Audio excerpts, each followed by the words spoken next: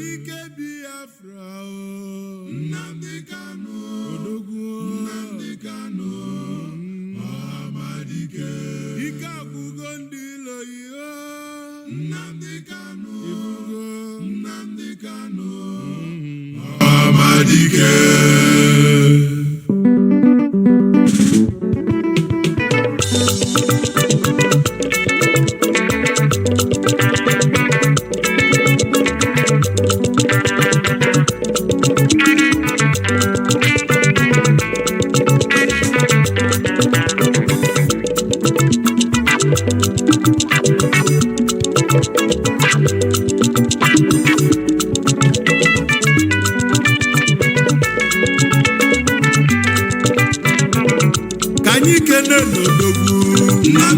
Nnamdi Kanu Ọhamadike Biafra Nnamdi Kanu Ọhamadike odogwu na-egburu abụke Nnamdi Kanu Ọhamadike ike agwụgo ndị iloyi Nnamdi Kanu Ọhamadike ndị iloyi na-achọzi udo Nnamdi Kanu Ọhamadike mana oge zugo Nnamdi Kanu Ọhamadike ụmụ Biafra gana Nnamdi Kanu anyị Nnamdi Kanu Ọhamadike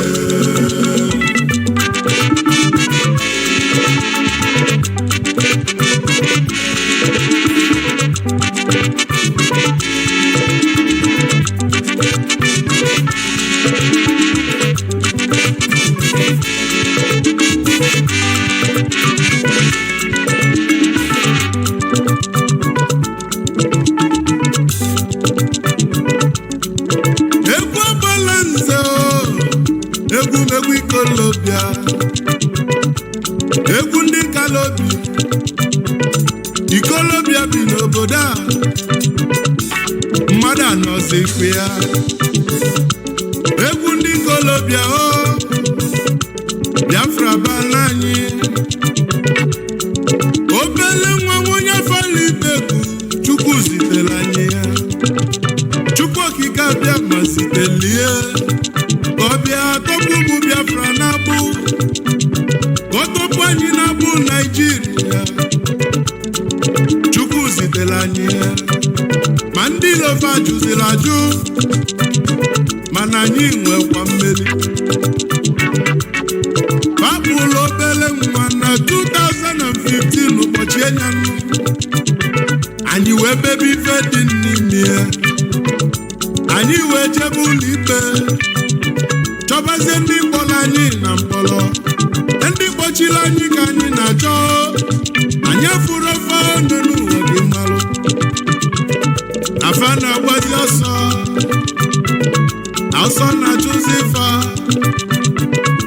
mana afa marọ na anyị nwe mmeri n'ife ọbụla anyị tinyere aka n'ụwa na-agala anyị ya ka anyị ji bụrụ ụmụ Chukwu okike abịama Nnamdi Kanu keduzi ife mesilume odogwu na-egbula abụga abatago obodobo nwa onye afara ife agbala nze na boyo n'ikalata ife mena ihe ole n'ụwa ka ibili ị ga-adị ndụ ole n'ụwa fụ Biafra His Majesty onye olu mmanụ na-ekwu akụọ m ọfọ na nene ị ga-afụ ife ọma ebe isi na anyị ga-enwere onwe anyị wee bulie n'isi ifeọma ga-abụ nke iyi ngwanụ kenenu Kanu Nnamdi Kanu Ọhamadike Biafra Nnamdi Kanu Ọhamadike agbala nze na-egbupụlụ Nnamdi Kanu Ọhamadike eze nkọtọ nkonyelu mkpuchi Nnamdi Kanu Ọhamadike kịtịkpa gbala ni ọghọlụ mbuze Nnamdi Kanu odogwu Ọhamadike ife dị na ihe n'ụwa mụ Nnamdi Kanu Ọhamadike Deputy Director Nnamdi Kanu Ọhamadike uche mọfọ na-ekene mi Nnamdi Kanu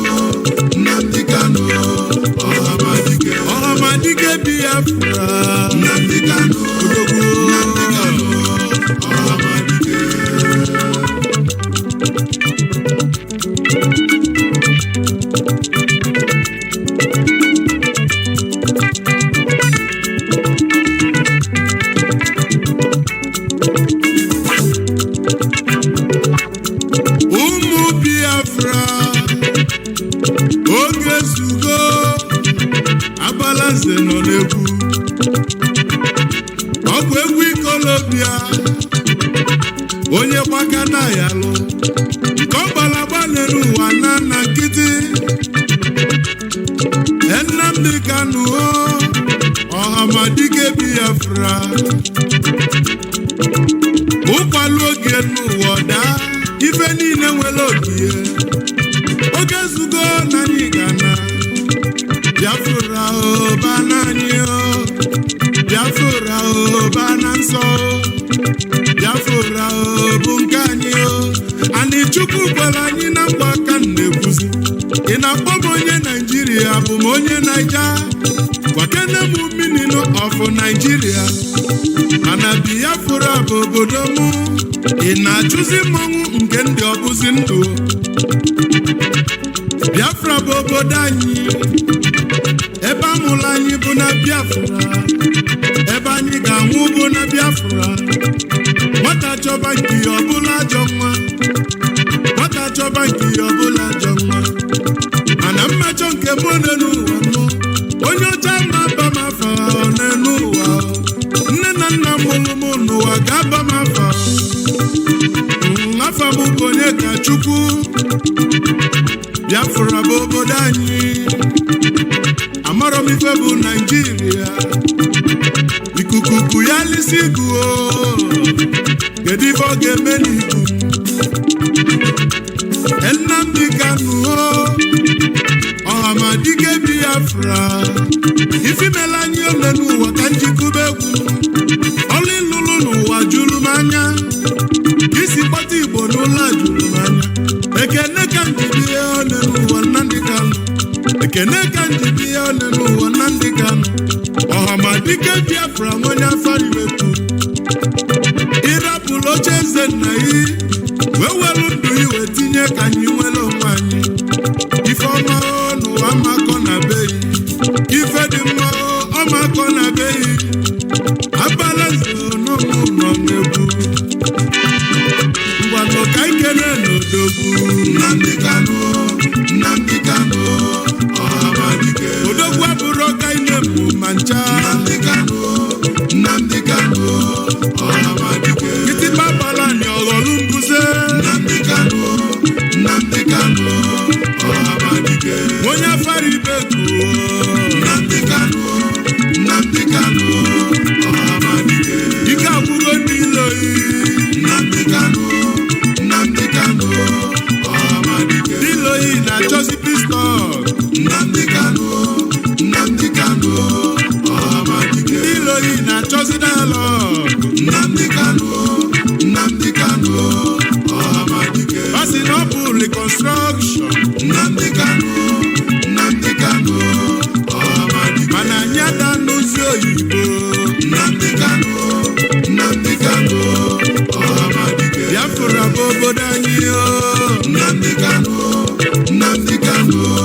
ọhamadike Biafra bụ ana anyị Nnamdi Kanu anyị ga-ana ọhamadike anyị ga-ana n'oge zugo Nnamdi Kanu ọhamadike onye nọchi ụzọ ife ọbụla owelu Nnamdi Kanu ọhamadike ife mena deputy director Nnamdi Kanu Alfonsus Uchemafọ ọhamadike n'okwu gị bụ Nnamdi Kanu ọhamadike Emeka gift imo Nnamdi Kanu jisi ike na-emetụta Igbo ọhamadike edozi ada Biafra Nnamdi Kanu adani dị ọra mma ọhamadike isi Uchenna Kanu Nnamdi Kanu ọhamadike ife dị na His Royal Highness Nnamdi Kanu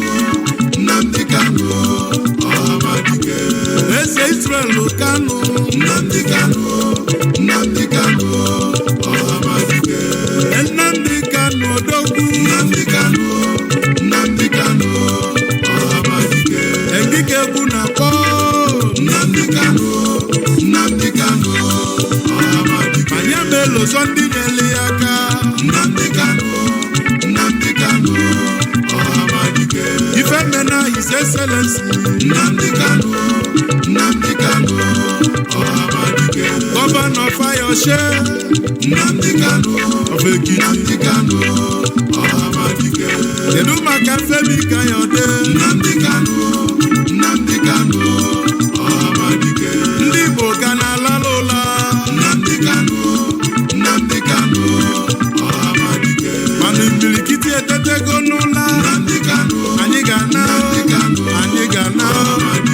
Honorable Chidoka Nnamdi Kanu, ike obosi ụkwala Ọhamadike. Ndogwu na-ekene mi Nnamdi Kanu, mmadụ ga-eji aga Ọhamadike.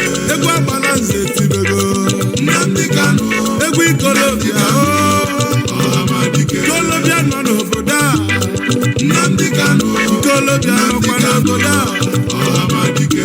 Ngwanụ n'oge egwu eluwe Nnamdi Kanu, Nnamdi Kanu, Ọhamadike. Ọhamadike Biafra Nnamdi Kanu, Nnamdi Kanu, Ọhamadike. Ọhamadike Biafra Nnamdi Kanu, Nnamdi Kanu, Ọhamadike. Ike agwụgo ndị iloyi Nnamdi Kanu, Nnamdi Kanu, Ọhamadike.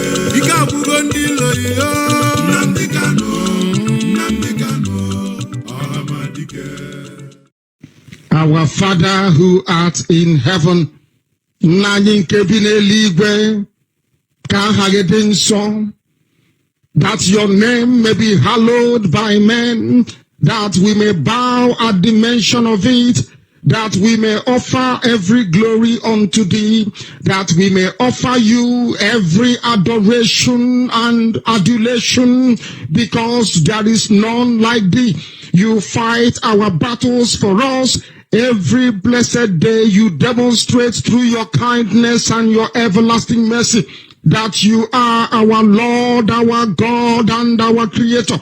This evening we offer these your children unto thee all over this very planet that you created. They are listening across the entire 24 time zones on this very planet where they inhabit. They are listening to your gospel this very evening, this gospel of redemption, a gospel of hope, a gospel of restoration, a gospel of renewal, this very gospel of freedom, this very gospel of emancipation as only you ordained.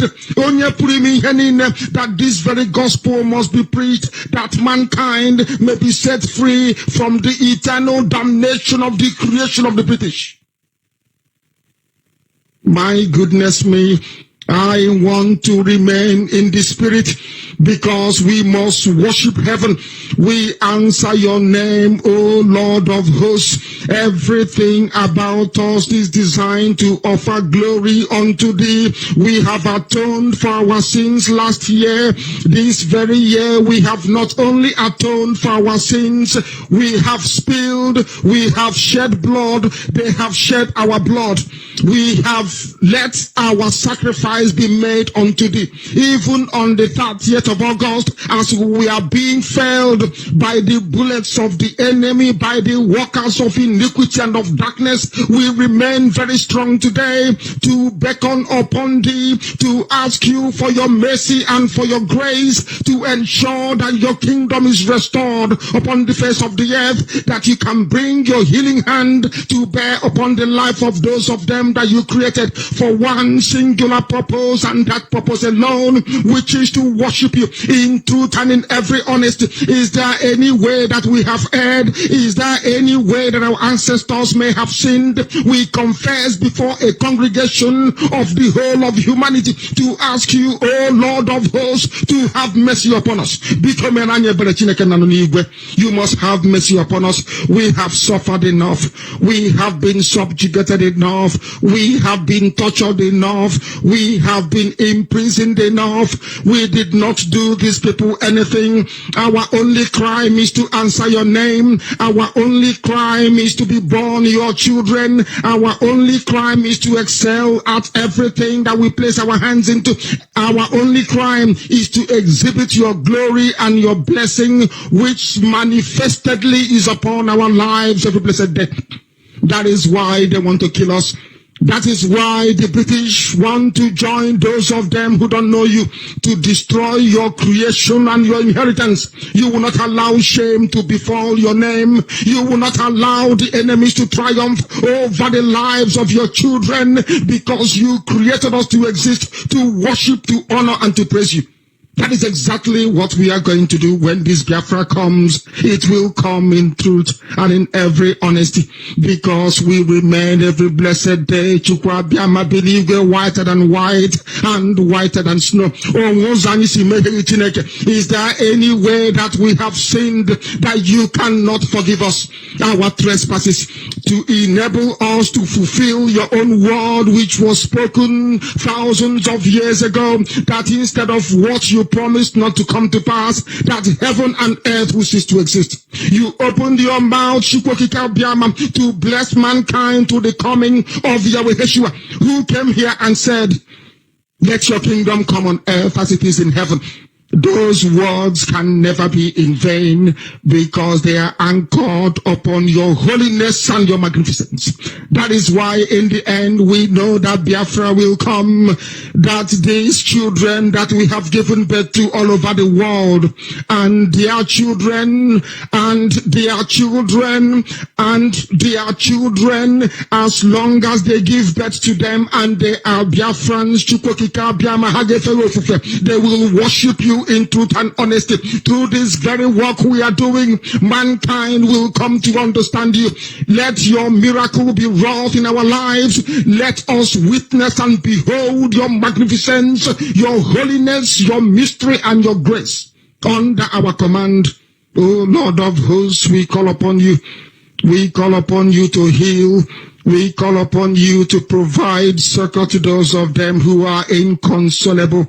We ask you to come and strengthen those who are weak. We ask you to restore hope where there is hopelessness. We ask you for inclusion where there is destitution. We ask you for one brotherhood, one camaraderie, one bone, one blood, and one flesh of your children. The Efiks and the Bibios, the Izon, the Shekiri, the Isobos, and also those of them from Isoko. We are traveling all the way to the lands of Igala.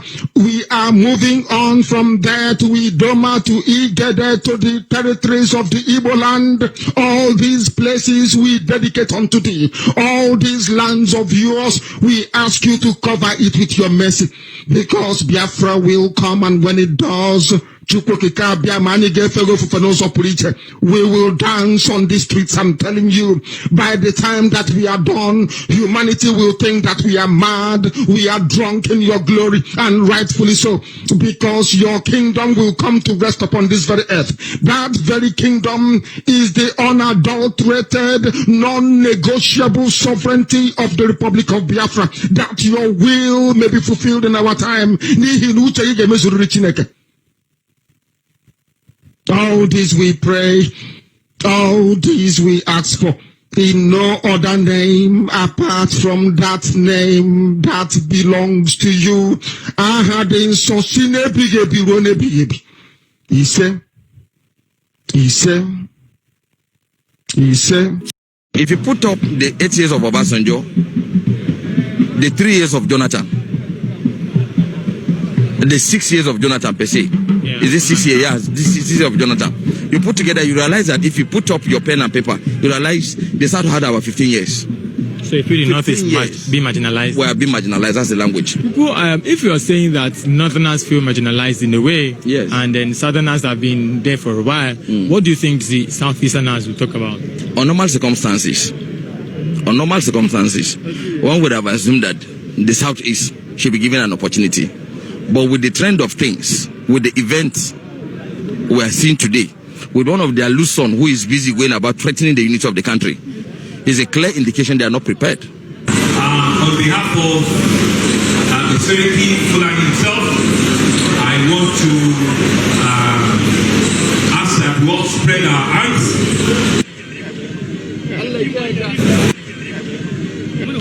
Aymana, go, Aymana. 1 minute. Come inside. You spoke about the Northerners preparing for 2023. Yeah. And quite a number of people have said, why would this man be saying that Northerners should prepare for 2023 again? Yeah. Aren't there other people in Nigeria? So could you expatiate on that? This is democracy. And democracy, we run a constitutional democracy. And constitutional democracy is all about people. It's about number. And I have no doubt in my mind, we have the number. I don't want to sound immodest. The 2015 election, 2019 election has clearly defined who is who.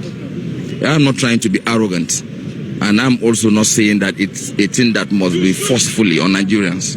But I'm saying, considering the fact that a lot of things had happened, let me make mention of two things. One was, vividly remember Obasanjo had a regime from 1999 to 2007, uninterrupted. Now hand over power democratically to Yar'Adua. Yar'Adua only lasted 1 year. The second year, he was ill. We had an acting president in that capacity, which is Jonathan. Jonathan had 1 year. Umaru had only 1 year. Jonathan had the other year. Then subsequently, there was issue of doctrine necessity that suddenly, after the demise of Yar'Adua, the second year and few months, there was issue of doctrine the necessity that made him substantive president at that time.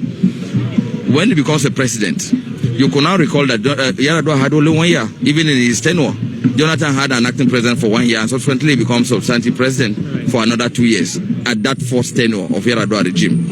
Now, in 2011, it's expected that Jonathan shouldn't have contested, since it's about rotational presidency, and we are supposed to have uninterrupted 8 years. Right. Now, there was an interruption in 2011 where Jonathan contested and won the election. Even when some of us were totally against it, because we knew it would come to a day like this. He won the election. You know, normally it is very rare and very difficult to upturn election against an incumbent government. Jonathan now got his way for second term. Now, Jonathan finished. If you put up the 8 years of Obasanjo, the 3 years of Jonathan, the 6 years of Jonathan per se, is this 6 years? Yes, this 6 years of Jonathan. You put together, you realize that if you put up your pen and paper, you realize the South had about 15 years. So if the North is be marginalized? Well, be marginalized, that's the language. Now, Yar'Adua had only 1 year for the northern slot.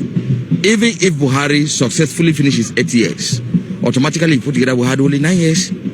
So how can you compare 9 years? Even if we are given another opportunity in 2023, if we have another one shot that we may likely going to get, God willing, we have only 13 years.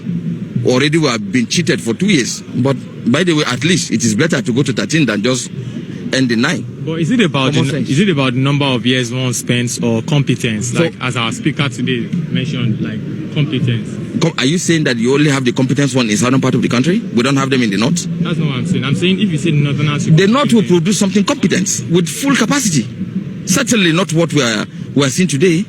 We will ensure that we bring a man from northern part of this country that will be buyable, sellable to the southern people. And we have no doubt in our mind the southern people will be rest assured, will be more confident that this is truly a pan-Nigerian president we are going to produce by God's grace from 2023. And certainly we will lobby.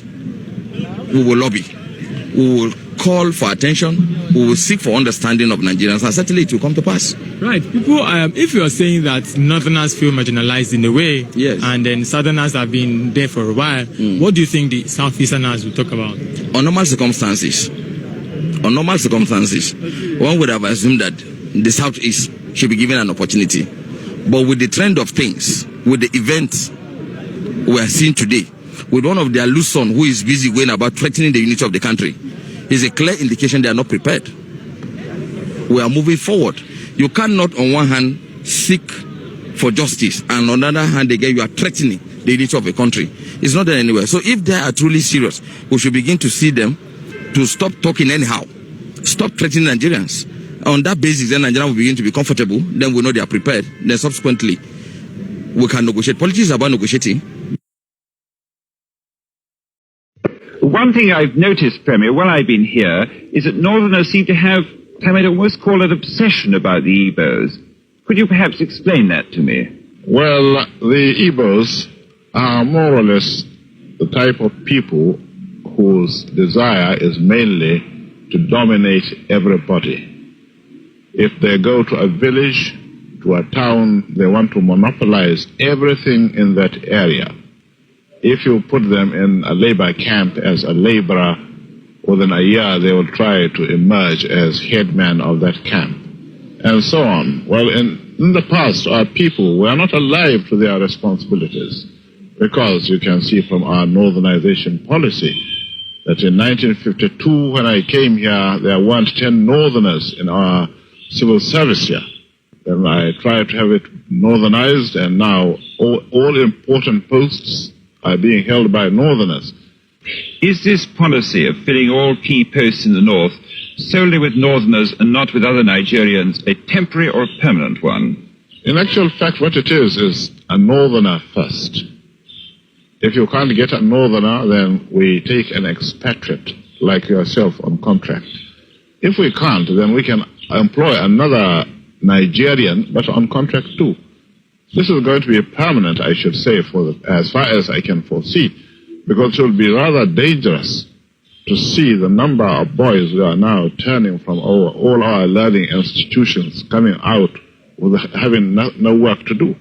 I'm sure whichever government of the day might be, it will feel rather embarrassed, and it might even lead to bloodshed. Doesn't this damage the idea, sir, of all people in all regions in Nigeria being fellow citizens of one country? Well, it might, but you are, new to our region, but how many northerners are employed in the east or in the west? The answer is no. And if there are, there may be 10 laborers employed only in the two regions. Thank you very much. I'm honored to be on this panel with people who are putting a lot of energy and, in some cases, I think their lives on the line to tell the truth about what's happening in Nigeria. Let me build on what has been said by my distinguished colleagues. I believe that what is afoot here is jihad. It is a concerted, systematic, organized, and increasingly genocidal effort to remove from Nigeria, and most especially from the areas of Nigeria that are resource rich, Christians who are, by definition, under this Sharia supremacist program that drives jihad, enemies of Islam and people that can be eliminated or otherwise removed at will. And this creates not just a very strong contradiction to the party line. The party line, I'm afraid, is not confined to the government of Nigeria. It is also the party line of significant parts of our own government here in the United States, namely, that as has been said, this is just farmers and herdsmen who can't get along. And they're somehow mutually responsible for the bloodletting that seems to be virtually, if not entirely, confined to the farmers. How does that work? Well, it works if, in fact, it is jihad.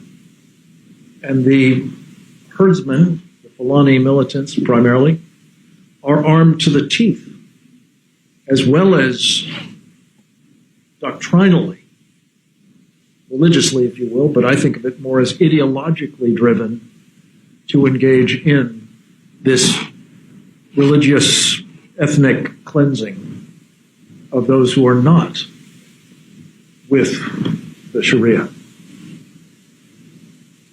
Our challenge, it seems to me, is to be truthful about that reality.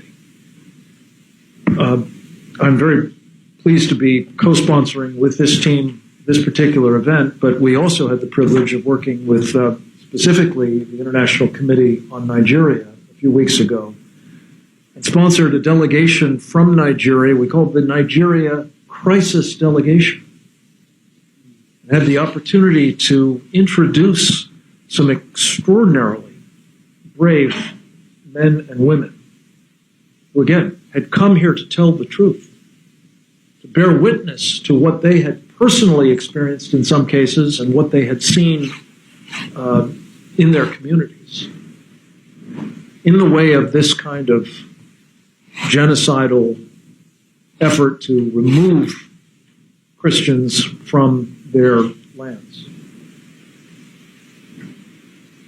They were vilified by the government of Nigeria, even by the vice president of Nigeria, who was invited to what I call a come to Jesus meeting with our own vice president, Mike Pence, after his chief of staff and others on his staff heard from the Nigeria Crisis Delegation. And after that meeting between the two vice presidents, the embassy spokesman for Nigeria once again vilified those who were truth-telling about what's going on in their country. So it brings us to what do we do about this? The congressman has identified, former congressman, just for the record, he didn't start serving in 1918. I believe it was 1981. It was a long time, but it wasn't quite that long a time. And I'm sure it felt most days like it was about that long a time. But he served with great distinction, of course, and he has been a tremendous leader on all of these issues, both in and out of government. And what he has said is so true, that there does need to be findings of fact, specifically that genocide is taking place. And genocidal activity building to full-on genocide is taking place in other places, not just at the hands of the Fulani, but of course at Boko Haram's, as well as the Islamic State of the West Africa province. That would be the Islamic State that we think we have defeated, some do, in the Middle East. That will be the Islamic State that we hoped to deprive of their caliphate in Iraq and Syria. And that would be the Islamic State that, together with Boko Haram and together with the Fulani, joined as they are by this shared commitment to imposing Sharia on the entirety of Nigeria, and for that matter, I believe the Lake Chad region beyond. They are seeking to reestablish a caliphate on a vastly grander scale and with considerably greater money and therefore power than ever would have been possible in the parts they occupied of Iraq and Syria. So think about that. It's not just the nightmare of possibly tens of millions of Christians being driven from the country into these refugee flows with ripple effects for Africa, for Europe, almost certainly for this country and beyond. It is that what will be filling the vacuum that's thus created will be the jihad of the Islamic State. And I think it's fair to expect that it won't be confined to Nigeria or even the Lake Chad region. It will be spreading throughout West Africa and far beyond. So what do we do about it? Very quickly and very superficially, perhaps.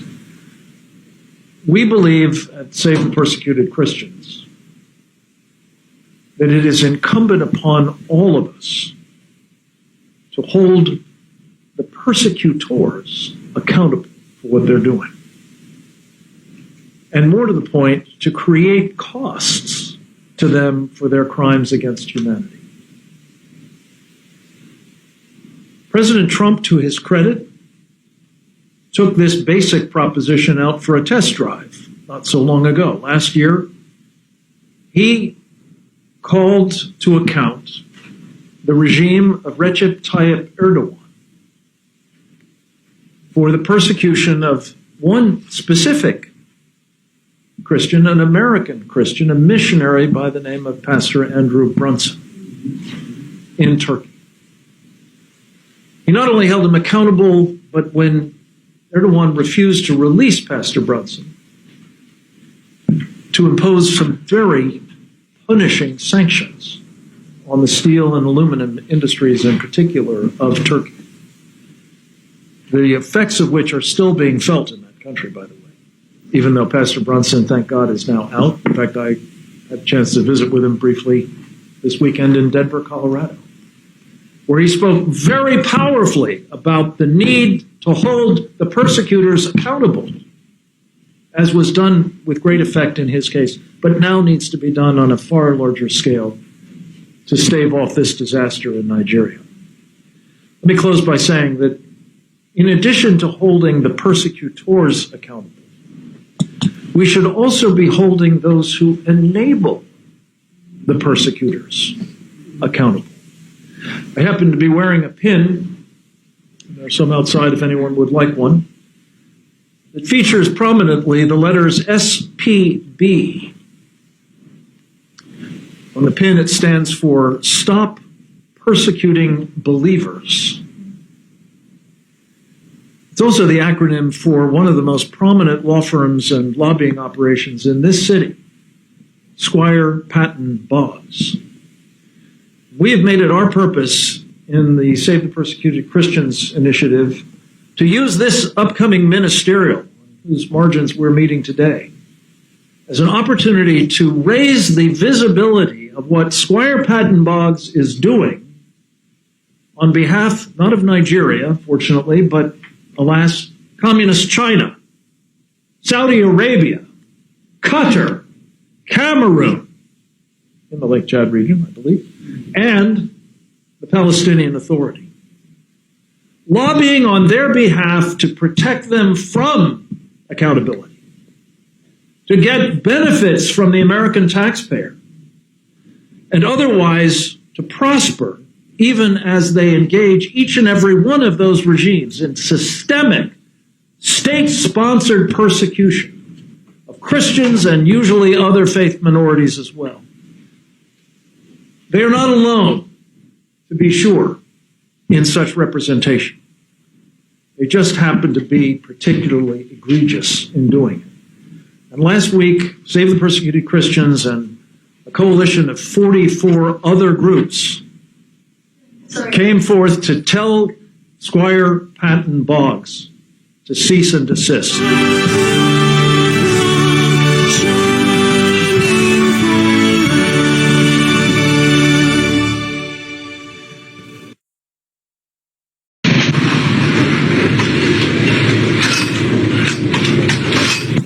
What Nigerian army is doing is recycling insurgency.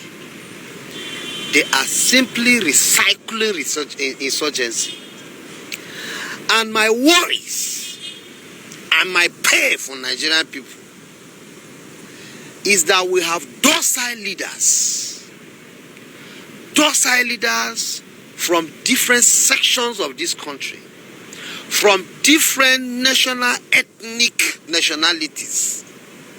Leaders that have chosen to be docile, that have chosen to deliberately remain dumb and stooge and a walking stick in the hands of fews. The last time I checked, we have prominent leaders from northwest, from southeast, from southwest, from south-south, from middle belt, who are seeing the excesses and they are seeing the misgiven by some few individuals in this country and are keeping quiet. I put it to them that in no distant time, if they think because they are leaders today, they have the backings of security, they have all it takes to be protected, in no distant time, they will also be affected because there is no champion forever. They will not remain in power forever. And the evil that will befall Nigeria, people will cut up with them. So the high time they wake up to speak and then decide and take cogent and the very, very correct decision against this, I see as recycling of insurgency, the better for us. I don't know if you are seeing the danger ahead. It's easier. I'm a trained forensic psychologist. It's easier for you to rehabilitate somebody who is mentally retarded, either as a result of drugs or any other factor. It's easier to rehabilitate him and redefine his mindset and make him a better person, and as well re-engage him to the society. An insurgent is an extremist. He is not dwelling all he's doing based on how much you are giving him.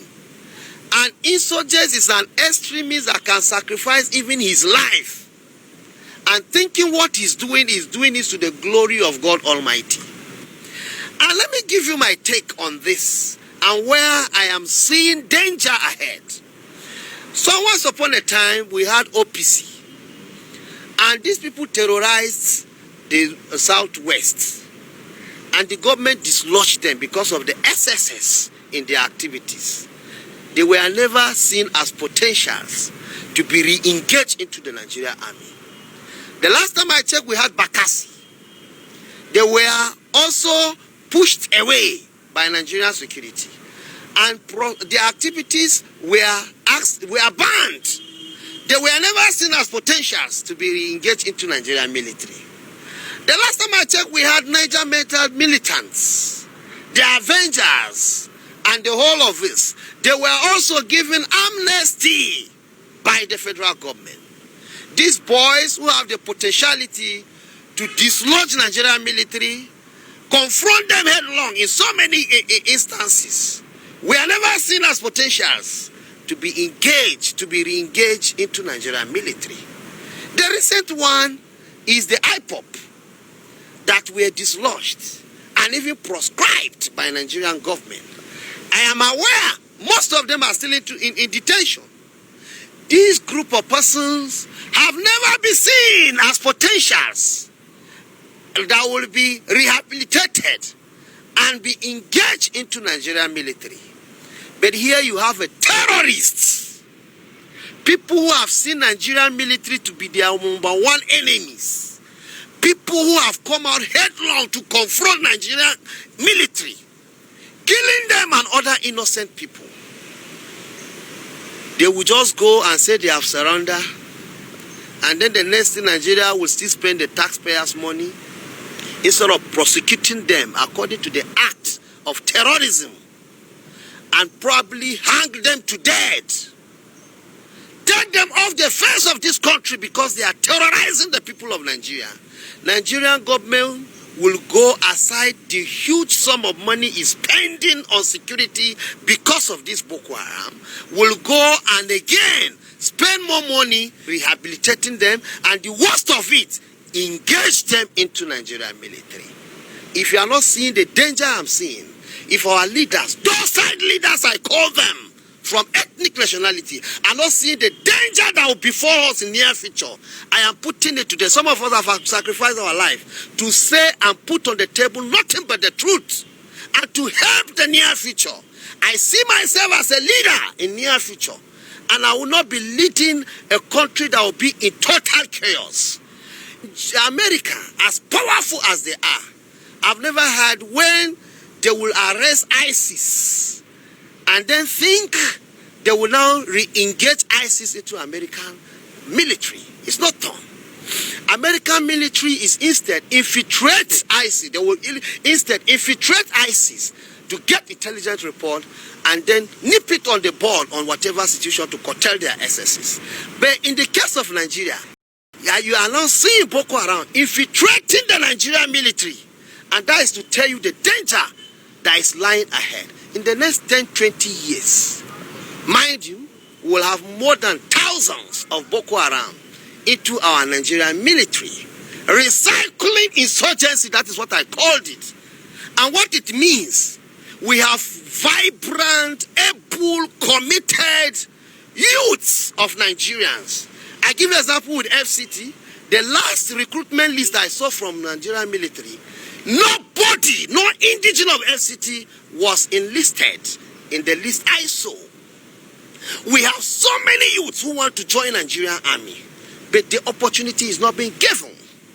But here is an insurgency giving automatic ticket to join Nigerian military? What is wrong in after sensitizing, rehabilitating them, engage them into what we call civilian JTF? What is so important that you make them officers of Nigerian military? There is danger lying ahead, and let Nigerian cities and wake up from their slumber. And our docile leaders of ethnic nationality wake up and speak when it's time. Now, the issue is just this. If you want to join Nigerian military now, how I see it, go join Boko Haram. After 1-2 months, surrender yourself. Nigerian military will bring you. They will go and do what they call rehabilitation and engage you. That's what it means. The multiplier effect is negative. It's very, very, very dangerous going ahead. And so I call on Nigerian people to again open their eyes and say no to this trend, ugly trend that is continuing in our society.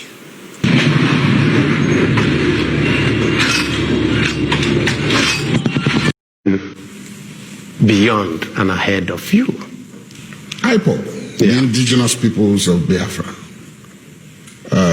have made it into some kind of policy that they intend to attack as a first step. No, they don't intend to attack. They already did one. Senator, they did one already. Well, is that what you mean? No, what they said is that... No, where I'm going is this. Yeah, where I'm going is this. Let me get where you're going. Yes, they said that even though they did the first before they now announced it as a policy, maybe in order to keep the element of surprise, they attacked Deputy Senate President, your colleague, Ike Ekweremadu, in Nuremberg, in Germany. And then after that, they then said they were going to attack all, publicly humiliate all Southeastern leaders. And then, of course, Nigerian leaders. They threatened to go after the president during his visit to Japan for Ticket 7. But those who have been watching this point out a certain irony. The leadership of IPOB, the leader of IPOB, is said to owe his freedom today to you, Senator Ekweremadu, and a couple of others like that. So what went wrong that they now think you are part of the problem? I don't think that is the best way to look at it. We start from the basis. What have been their grouse? Their grouse is what I had said earlier, which is we see a situation where in the same country there are bifurcated treatments for the same citizens. And so, if you're from the southeast, first, you're denied access to national resources. Secondly, the southeast is a zone that is under siege by all the security formations in this country. Well, the reason they give is that the solution that IPOB has tried to implement was to secede. And no, I'm coming. The siege was there before IPOB. From any time that you can go back from the end of the Civil War till today, if you go from the town of Onitsha to Owerri and go from the town of Owerri to Aba, you will get not less than 140 police checkpoints. Every 1 kilometer there's a police checkpoint. What do? They're not checking for security. They are simply extorting money from commuters on the road, from bus drivers, KK drivers, almost. People pay to be posted to the southeast. And you leave the southeast and you're driving all the way to the rest of the country. You don't see the same type of intense policing, let's put it that way. So what the question you will ask yourself is, why are we different? Why are we treated differently? That happened long time before the question of IPOB came. They didn't bring people because of IPOB. It is the fact that all these things had happened, that there was a deliberate policy to cripple all the ports in the southeast region, Port Harcourt, Calabar, Warri, all those ones. None of them is working. You will have to take everything to Lagos. And so you're an importer in Onitsha. You must go to Lagos. The shortest one to you is Warri, actually, before even Port Harcourt, One, all those ones. Why? You can't have a ship pass through there. Why? No dredging. Why is there no dredging? Federal government policy, no contracts for it. So you ask yourself, if this is like this way, then that means that there is a deliberate policy to keep us down or something. And so, what is the reaction? Two ways. You appeal or you fight. And so, you have two sets of people in the Southeast now. Those who want to, let's continue talking, let's see how we can resolve this issue. And then those who say, no, we're already down and out. What else does it take? Let us all die. And the federal government just turns a blind eye. And I continue to say, and I have sat on the floor of the Senate and I've said it, why has this federal government not ever opened their mouth to say that the herdsmen are terrorists? Why? Why would this federal government not ever agree that all those people who are carrying AK-47s are killing people are terrorists? Yet, it was so easy to quickly go to court to get an injunction and declare IPOB terrorists. That means that in the mindset of those who are running this country today, they see some people as their enemies. They have not come out of the Civil War. 50-something years later, they are still fighting the Civil War. And so what they do today is that they come and call us. I'm a politician. I'm one of those who are seen as, and say, oh, don't worry. If you just be with us, we will make you president. And they think they are talking to fools. And they tell us, oh, don't worry. This is time for Igbo president.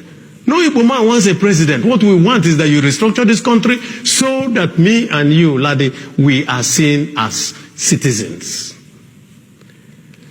So that if I carry an AK-47, you jail me. It's not if I carry a flag, you jail me, and then I carry an AK-47, you say, leave him, he's our brother coming from Burkina Faso. How can that be? But you haven't touched on what I said. And what is that? About IPOB. I have touched on IPOB, and I've told you the underpilling. Why do they think that you are now part of the problem? The reason really, the reason really is that they look at me, they look at Ekweremadu, they look at all of us, and they say, but you people are sitting down there. Because there are also young people who believe that you should do the fight, and not that there are other ways of engaging in this. We're not as young as they are. Most of us have crossed 60, and so we believe that you should talk. Quite all right. So you could understand their frustration, because what they will feel is that, you have talked for too long at every point, and they will tell them, no, understand it. 4 years is not an eternity. So we will have to continue to do these engagements. Let me put it that way. But from what you've said, the political calculus, I've spoken to quite a number of people, and the political calculus is said to now favor the Southeast. Not true. Not true. It's nothing but if as the political alignments are, yes, and they have been since 1999, yes, the South-South, the Southwest have each had a president. yes, The Northwest yes, has had a president. And now, if you take it beyond the geopolitical zones and you talk of simply North and South, it started in the South, it's gone to the North, it's come back to the South, it's gone to the North, and by 2023 it's supposed to come back to the South. In this chair you are sitting, Chief Edwin Clark, Chief John Wodo, have all said that in the case of Chief Clark, he was clear that there's no contesting it. Morality, justice, and even politics dictate that it is the turn of the Southeast. So when you say, as the most senior ranking Southeasterner in the government structure today, that that's not true, many people will be taken aback. Yeah, I'll have a very simple answer to that. If somebody cannot let you be his gate man, how is he going to give you the keys to his house to come and live in the house? And I've just pointed out to you, show me that one person in this present government of APC, apart from statutory people, who is in this government. Show me one.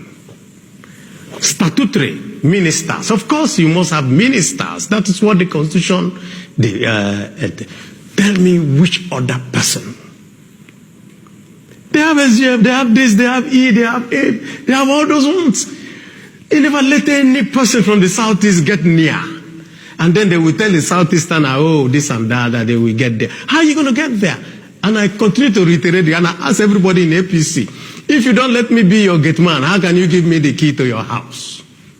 Because if you want me to be president, that means you're going to bring me in. I'm going to be part of what you do. I'm going to have a role in your government. So if you're a minister, you don't see the president except you go through the chief of staff. Is that not what we are told?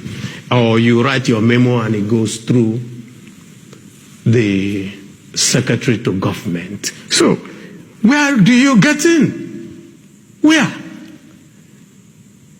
Yet we have top people.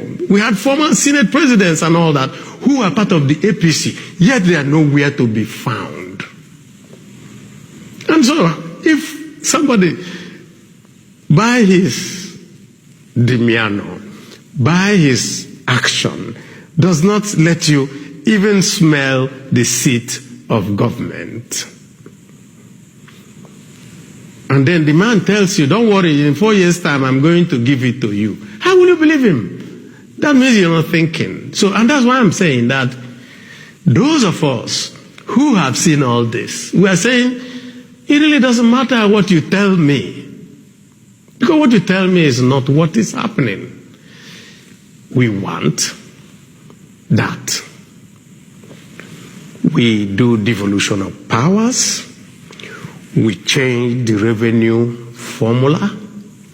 We make sure that part of the revenue formula is the criteria is changed so that you can move things away.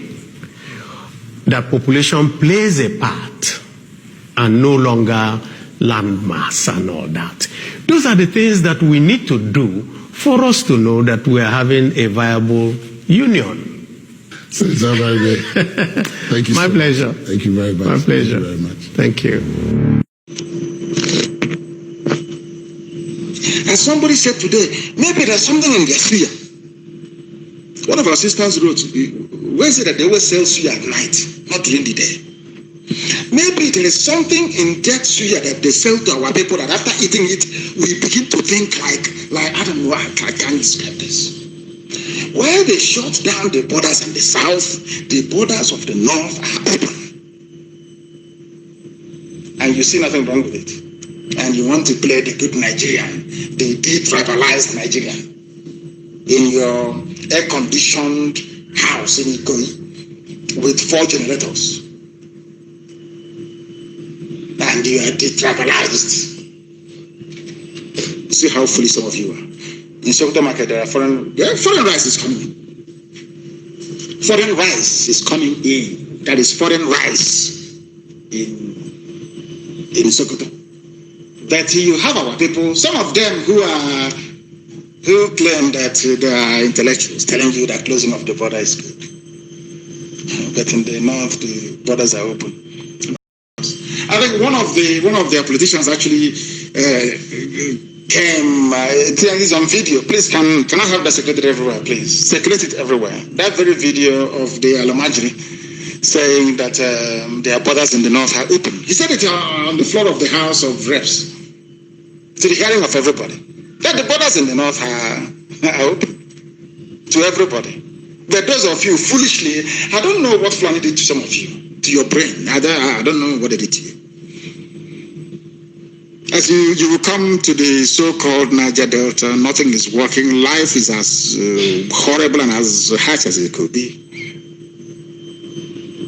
But I cannot see it. They don't see a way out. That Biafra is the only way. Of course, they do see. I do apologize. There is IPOB everywhere. Those arrested and detained, or should I say, they keep going to court every two weeks. All the names there, go and check it. All of the names. There is no Igbo person there. None whatsoever. In case some people will rise up tomorrow and be talking nonsense about how what we are doing is they say Igbo radio is off. I don't know if it's back on again. You know, anytime I announce more than 48 hours that I'm coming on air, something always happens. Why should Igbo radio be off? Please, I need confirmation. Why should Igbo radio be off? I don't understand it. For the life of me, I do not. I need confirmation that Igbo radio is actually on and working. I want to read out the names of some of our people who are detained in Akwa Ibom. So you understand, those that say, oh, IPOB is in a Igbo affair. I want all the Alamajiris to listen very carefully. In fact, I want this thing to be published everywhere. I will try and send it. I will try and multitask and forward it to my secretary, Amaka, to make sure that this is circulated everywhere, to let the world understand that Biafra was never an Igbo affair and can never ever be. I want this placed everywhere, and the particulars of offense that they have been charged with, which they can never ever prove. I want to prove it to the whole world tonight that Biafra is everywhere. And I want to let the British High Commissioner and all of them in the Foreign Office in Britain saying that Biafra is an Igbo affair to go to the prison in Ikotepene and say this to the following Biafrans, 17 of them: Aniekan James Udo, Prince Joshua Aban, Namkere Friday Peter, Anthony Owa, Nsiobong Sunday Joseph, Anietie Ekon Thompson, New Israel John, Maurice Okon Effiong, Jeremiah Daniel Umo, Victor Sunday 18, Ndueso Friday Johnson, Emmanuel Michael Essien, Akon Victor Jackson, Udoma Ebel, Stephen 18 Edem, Uwem Abasi Duke, Timothy Upong Obot. These are IPOB, Biafrans hardcore. They have not been complaining, they are in jail because of Biafra. And tomorrow somebody will tell me that Biafra is an Igbo. They are in jail, they are not complaining. Some of them are sick as we speak. They are hardcore, diehard Biafrans in jail for their land, for that same land they were born. That same place they have been jailed. That's what they're fighting for. Under this very noble family, IPOB. Sometimes our enemies do not understand us, and they can never understand us. Because we are formidable. Exceptionally formidable because we are IPOB. Indestructible. There is nothing they have not tried. They have all failed. That is why it brings us very hastily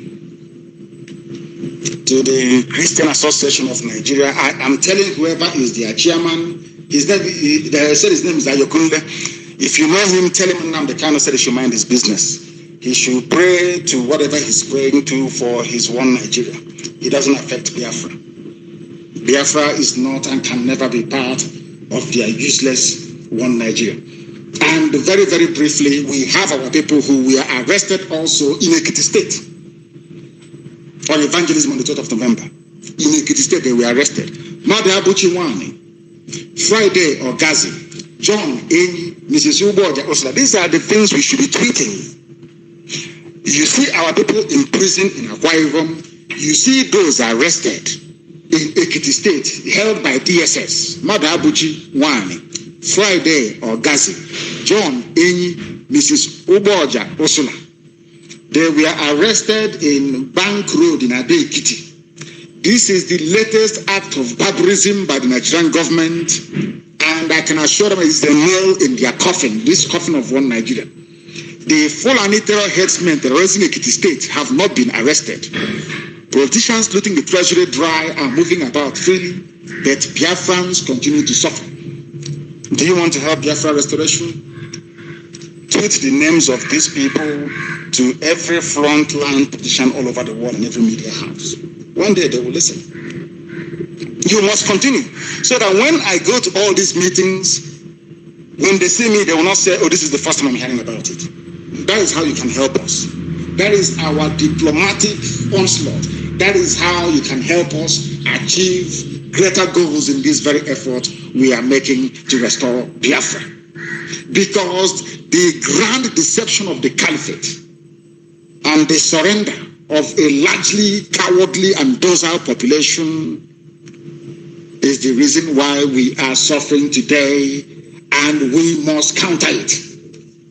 Why are they doing this?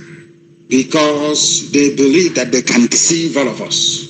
Their borders in the north are opened, ours in the south is closed. As gunmen kill 3 policemen in Kaduna, they are patrolling and claiming they are arresting people in the southeast. Operation Identify Yourself. Do you know that they have a list of names of hardcore IPOB activists? So what they do is they ask you for your ID and they check it against the names that they have. If you're one of those people, they disappear you. I want pictures of every army checkpoint in Aba. I've said this before. I want it to be flooded. If you don't know where to post it, send it to my page, Mazen Nnamdi Kanu. Of course, you see, it's about 125,000 likes. You will see it. You know that the zoo cloned and they have some fake Mazen Nnamdi Kanu pages, but the original one is there. If you want to find it, you find it. Send it to us. All those pictures, because I have told frontline politicians in the US that our land is under siege. We need evidence. Every blessed day, we need the evidence to keep sending it to them, to show them what Al-Majiri Fulani Caliphate is doing in our land, so that when the time comes, nobody will blame us. That's what we're trying to do. You must understand that. They have a list of people in our land, activists. When they say operation, show your ID, they're not doing it in the north. We are 3 policemen, we are gone. Can you imagine if 3 policemen were gone down anywhere in Biafra land? The nearest village will be gone by now. But have you seen that 3 policemen were killed in Kaduna? Have you heard that the army invaded anywhere or killed people? That's what I'm telling you. I don't know when we will acquire some reasoning, but hopefully in the future we will.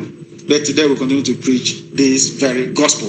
And Pat, who told me, actually captured it very well. He said that people are trying to escape from the zoo. Why would people escape from Nigeria? Who in their right mind would want to stay caged in a zoo? Like some people say, of course, that I should stop calling Nigeria a zoo, that zoo is actually a very respectable name, that the real name should be jungle. But I use the zoo because they use generator to generate electricity at least. There is life in some places. And for those who are hopelessly placing their hope in their PVC, you heard what Aisha said. She's begging Nigerians to allow somebody who has not paid salary for 36 months to continue in power. That is a Fulani feudal system for you. Al-Majri. Come and beg and we'll feed you, give you a bowl of rice. Aisha Buhari campaigning for Bello, asking for people to forgive him, a man who hasn't paid salaries for 36 months. And it's all dividend of democracy. And you're telling me that Nigerians are normal. Of course they are not. Of course they are not. We must move very speedily. We have gone past to our mark, and right now we have of course they have sworn to keep Zagzagi in prison. This is a very important announcement, please, for everybody traveling to Aba. The ZU Army, Nigerian Army, are going about searching for IPOB everywhere. They will stop you and will unlock your phone. They will ask you to open your phone as well. That's what they are doing. As they are searching people, I want those nearby to safely take pictures and videos of this harassment. Lawmakers want it all over Europe and all over America. They need it. They said they need all this evidence of Nigerian army molestation, documentation of Biafra land. They said we should keep sending this information to them. Any pictorial evidence, any video evidence, we should forward it to them. Please, if you see our people being searched, go to a very safe distance and video what is happening. Take pictures of what is happening and forward it to us, please. Send it to Radio Biafra on any of our Facebook groups, please, and we'll try and get it and forward it to those that matter, those that will look into it. And for those who do not know, IPOB is awesome. You must understand that. And we function on discipline. This is a very special announcement tonight. People must listen very, very carefully. There are some changes that we have had to make in order to move things forward. Abia State Executive is shut down from tonight. Abia State Executive alone is shut down. And in the interim, somebody will take over Abia State. Abia State coordinator, the deputy, the entire executive is stood down from tonight with immediate effect. And mind you that we are a disciplined organization. We are a disciplined organization. Anything we ask you to do is what you are going to do. Anything we ask you to do is what you are going to do. Because we have a lot ahead of us. Quite a lot ahead of us. So you must understand this. You must understand it. And in its place, the interim coordinator for Abia State is Idiongo Mendy. Indiogo Mendy is the interim coordinator for Abia State. The Abia State coordinator and the deputy is hereby stood down with immediate effect. Idiongo Mendy is from this very night the coordinator of Abia State. His executive will be just the 3 senatorial coordinators in that very state. Let me see who will not cooperate with him this time around. I also want to make it very clear that there is nothing like warrior zone, lion zone, or frontier zone in Iguacha. We can have area 1, area 2, area 3, no nickname. We are one IPOB, we are one family, no association, no group, no nickname. We are simply IPOB. So when something happens, we know where it's happening from and we know how to combat it. I must make that abundantly clear. And everybody must be loyal to their superior officers, as simple as that. As simple as that. Simple as ABCD. Also, there are those who may have misunderstood us. And I want to make it explicitly clear that people come to my house to visit me, or when I came out of prison, or when IPOB forced my release from prison, because those I was arrested with are still in jail till today, Dasuki, Zagzagi, and very lately Shore. They're still there. I am alive and out today because of IPOB, and of course the grace of Elohim. Let's tell you how powerful IPOB is. The only people that managed to set their leader free. Relentless protest. People died. You're telling me that people died protesting for me to come out of jail. And I'll come out of jail and I'll be negotiating with Nigeria. Are you insane? You know, what, by granting that useless interview to BBC, I will no longer speak to Alan Onyema. nor have regard for him ever again. Never, ever, ever. Because I never knew that our people, some of them can be this opportunistic. So people come to Nnamdi Kanu to take pictures and then go and claim something that never happened. And after that, after coming to see me to pledge one Nigeria with you, I then went to Ohafia to declare that I will take 2 million men with me to Abuja and that I'll come back with the head of Jubilee. Sometimes our people should be able to reason. People should stop seeking favor with our name. IPOB is a hallowed name, respected all over the world. Once you mention IPOB, you're granted asylum wherever you are. That is how respected we are all over the world. I don't want any idiot messing up with it. Back in the zoo. This goes to every national family all over the world. No think tank. Make it very, no think tank. No association of any kind. No other name. Our name is IPOB. Simple and short. No other name. No other name. Only IPOB. You must understand this. We have IPOB Students Wing, which is our youth wing. We have the IPOB Council of Elders. We have our IPOB women in various countries all over the world. We have IPOB children. We have the IPOB Volunteer Command, which is the apex security outfit we have. Volunteer Command is right at the top. PSS is at the middle, of course, reporting to the Volunteer Command. Volunteer Command is the highest setup we have in terms of security. Anybody converging, referring to themselves as anything else, is mistaken. We run a disciplined movement. If you are not disciplined, you cannot be part of us. We are where we are today because we are disciplined. Let me reiterate again this evening that Anambra Deputy Coordinator is removed. Onwatuegu is the overall Anambra State Coordinator. Only Onwatuegu for now will be holding meetings with the 2 senatorial coordinators. If Onwatuegu calls you to or invites you to a meeting and you fail to attend, you will be removed from IPOB. We are a disciplined movement. We have ways of resolving disputes. People should not take laws into their own hands or try to be insubordinate to their superior. I repeat, Onwatuegu is the overall Anambra coordinator. If you disobey him, you disobey me. If you work against him, you work against me. If you organize meetings behind his back, you are doing so to spite this very noble movement. His deputy is hereby stood down with immediate effect. He will not convene any meetings nor attend any. If you host him, you'll be suspended. You must understand this. No inauguration of any sort will take place in Anambra State without the knowledge and approval of Onwatuegu. Any person organizing IPOB meeting without the knowledge of the state coordinator will be disciplined or even expelled from IPOB. Anambra Deputy Coordinator, I repeat, is hereby removed with immediate effect. I will appoint a new one in the coming days. I must also warn that no LGA coordinator should be removed or replaced in Anambra. Nobody should try it. Everybody who is there remains in their position.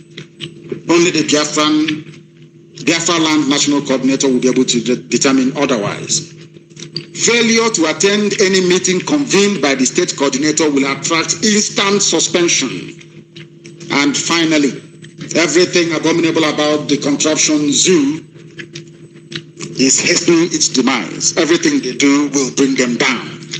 But we must never ever forget what the former president of the zoo said earlier today, during the Biafra election. He said, I am disappointed with what I have seen today compared to other countries.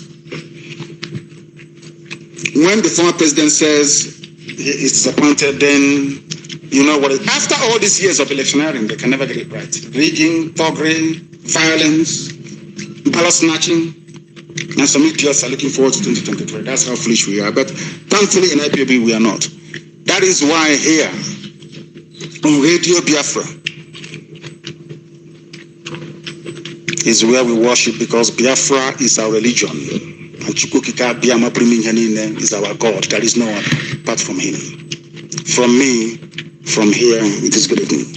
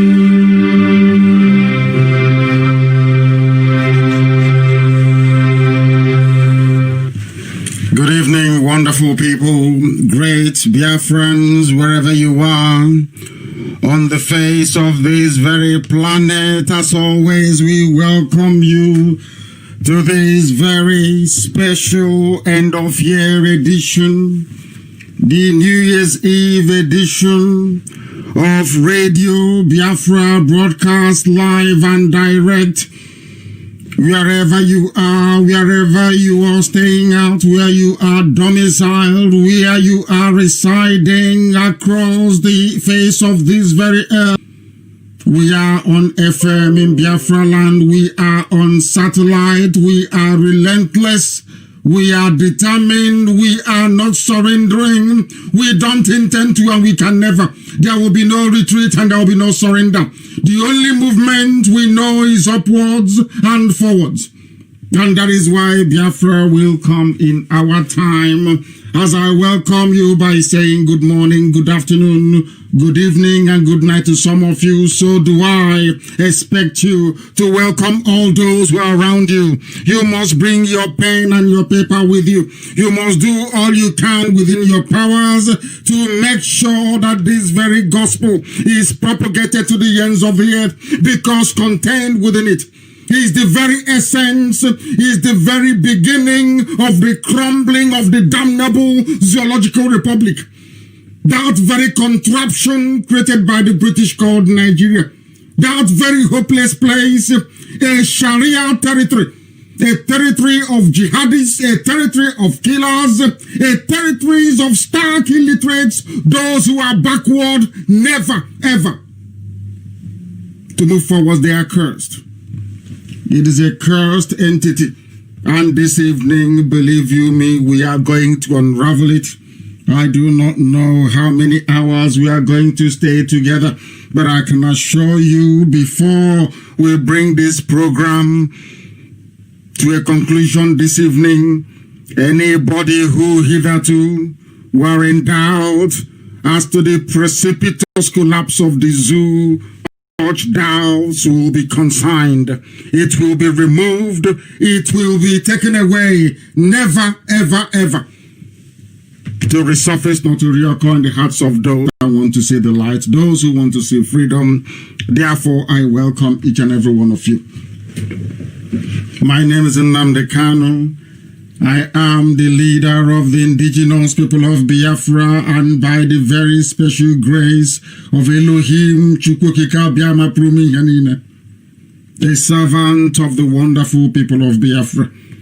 Our job is to disseminate this very gospel. Our job is to preach it. Our effort is all geared towards the restoration of Biafra, and there is nothing any mortal can do to stop it. Even now, the zoo and their leadership is beginning to acknowledge, and they must know that they are in very serious trouble.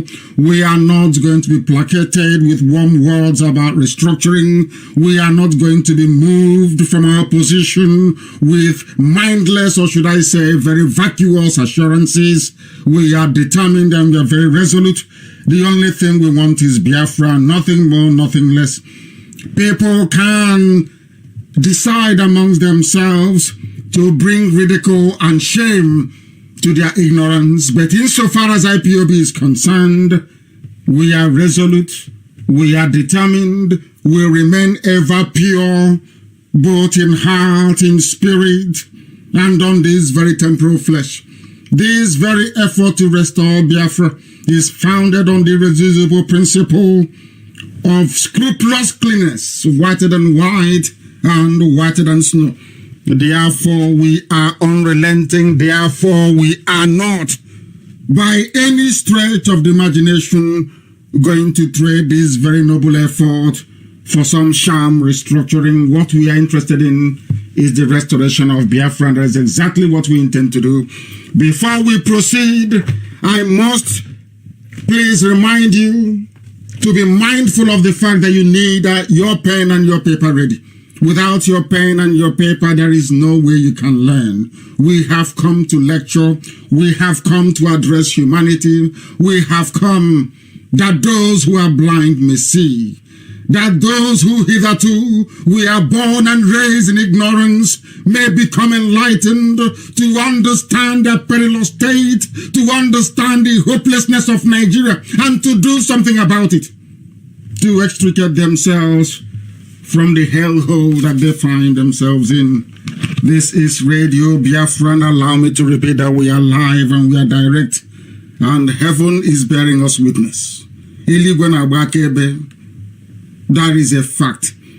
There are those who may wish to stand upon what we have accomplished to perhaps relaunch their dead careers, but we can assure them that the path we have chosen is very arduous and very difficult. Only the pure at heart will be able to walk it.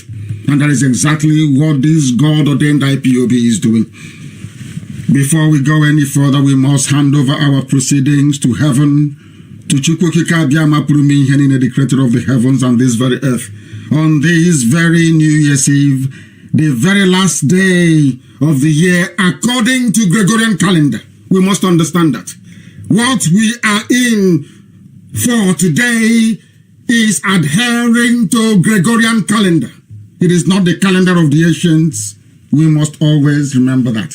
But all the same, considering that all the areas of the world touched, or should I say tainted, by Western influence, is observing it at the end of the year, and by virtue, we are obliged to do so.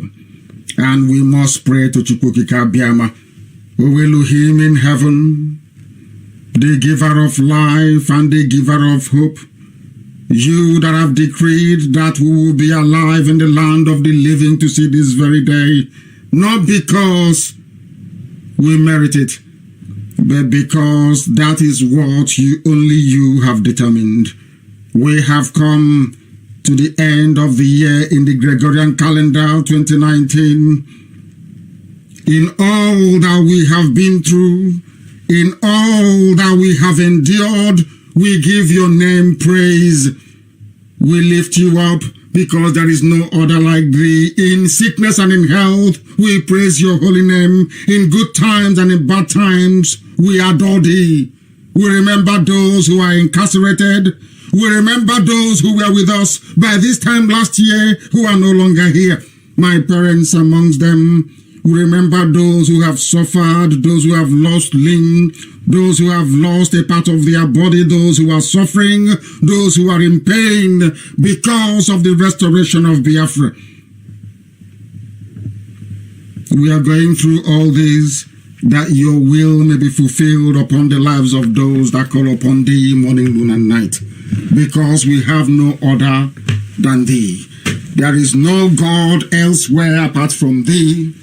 There is no other entity. There is no other befitting of praise and adulation except thee, O Elohim. You will listen to our prayers. You will deliver us from the hands of our enemies. You will hear us when we call upon thee. Although we mourn in our complaint and always complain and petition thee, because of the voice of the enemy, because of the oppression of the wicked in the zoo called Nigeria, for they cast iniquity upon your children, and in wrath they hate those of us that speak the truth. Fearfulness and trembling have come upon some of your children, and horror has overtaken us. And we continue to say, oh, we wish we had wings like a dove, then we will disappear and leave all this Biafra restoration in the hands of those who are not worthy. But when, O Elohim, we wander off in our thought, we are lost in the wilderness, for only thee can direct us back through the path of truth and righteousness, that we may seek thee with clean conscience and a pure heart, so that Biafra may be restored. We will, O Elohim, escape the wind of evil in the zoo. For Biafra you have set apart as your own. You will destroy all those that have sought to destroy us in the past. You will destroy all those who are seeking to destroy your children. And all those who are seeking to divide us into South-South and Southeast, Niger Delta and the East, O Elohim, so will you divide their tongues. For we have seen violence in them, and we have seen their cities collapse. Horror shall befall them day and night. They will not know they are going out, nor they are coming in. For mischief and sorrow will dwell amongst them, because they harbor wickedness, deceit, and guile.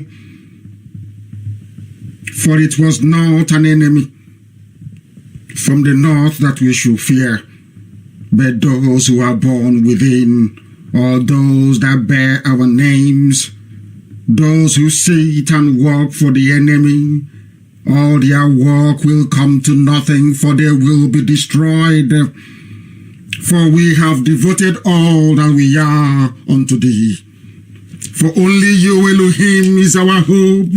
Only you, O Heavenly Father, have we sought refuge under. For the zoo will fall. Nigeria will be seized by death and destruction, and they cannot escape it. For you have heard our cries and our affliction. For you, only you, abideth by the word that cometh forth from your mouth. For you have decreed that Biafra will come. And so we know, we hope, we pray, and we tirelessly work towards the restoration of your kingdom upon the face of this very earth. Because the words of your mouth are yea and amen.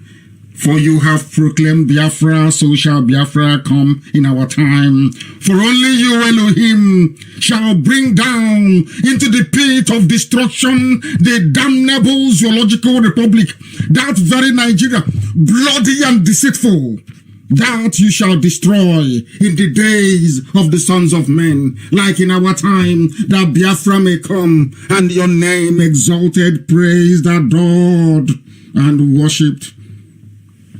Forever and ever we pray. He said, this evening, as I said earlier, if you do not have your pen and paper, you are missing a lot. This is a lecture, not just a broadcast, but a lecture. This evening we shall attempt to tell you about the origin, the genesis, jihadi movement you have in Nigeria today, this very evening or morning or afternoon or night, depending on where you are. You will come to the full realization that Nigeria is so hopeless that any attempt to sustain it will lead to further bloodshed, will lead to the jihadists gaining more foothold in the south. It will lead to the utter destruction of our way of life. It will mean that we will no longer exist as a people. Anybody championing or carrying this very burden of the preservation of one Nigeria, I can assure you they are working towards your destruction as a human being and as a race of people. This is the context. What I'm trying to do this evening is just a context so you can understand it. I will try not to be too grammatical because our grandmothers are listening. People who do not say English as their preferred language of communication. It is our responsibility and our duty to ensure that they grasp the essence of this very gospel this evening, because this is a gospel. A very important one at that. We need to build a better understanding of the mess we are all in and the desire of a supposedly Christian Britain. You must understand this. You must open your brain. You must open your mind. You must begin to digest what you are hearing this evening. This very gospel is important. Very, very important, because later on I will talk about what the president of Rwanda said about the way we reason. That is the only problem. But my happiness is now we are beginning to come alive. We are beginning to show signs of the ability to digest very complex information, analyze it, and be able to do something positive with it. You must understand that Britain is a Christian entity, supposedly. They colonized the place today you call Nigeria that never existed before. You all know this history. But tonight I want you to understand the implications of living inside something created by people who no longer worship God. What you're going through now in the zoo is a phase of slavery. It's very subtle, so you don't notice. It is the worst form of neo-colonialism. Britain cannot directly colonize to have access to our vast resources. What they did was they put a house nigger in charge, and they looked all around the zoo. They couldn't have picked Nnamdi Azikiwe because he's learned, albeit with his flaws.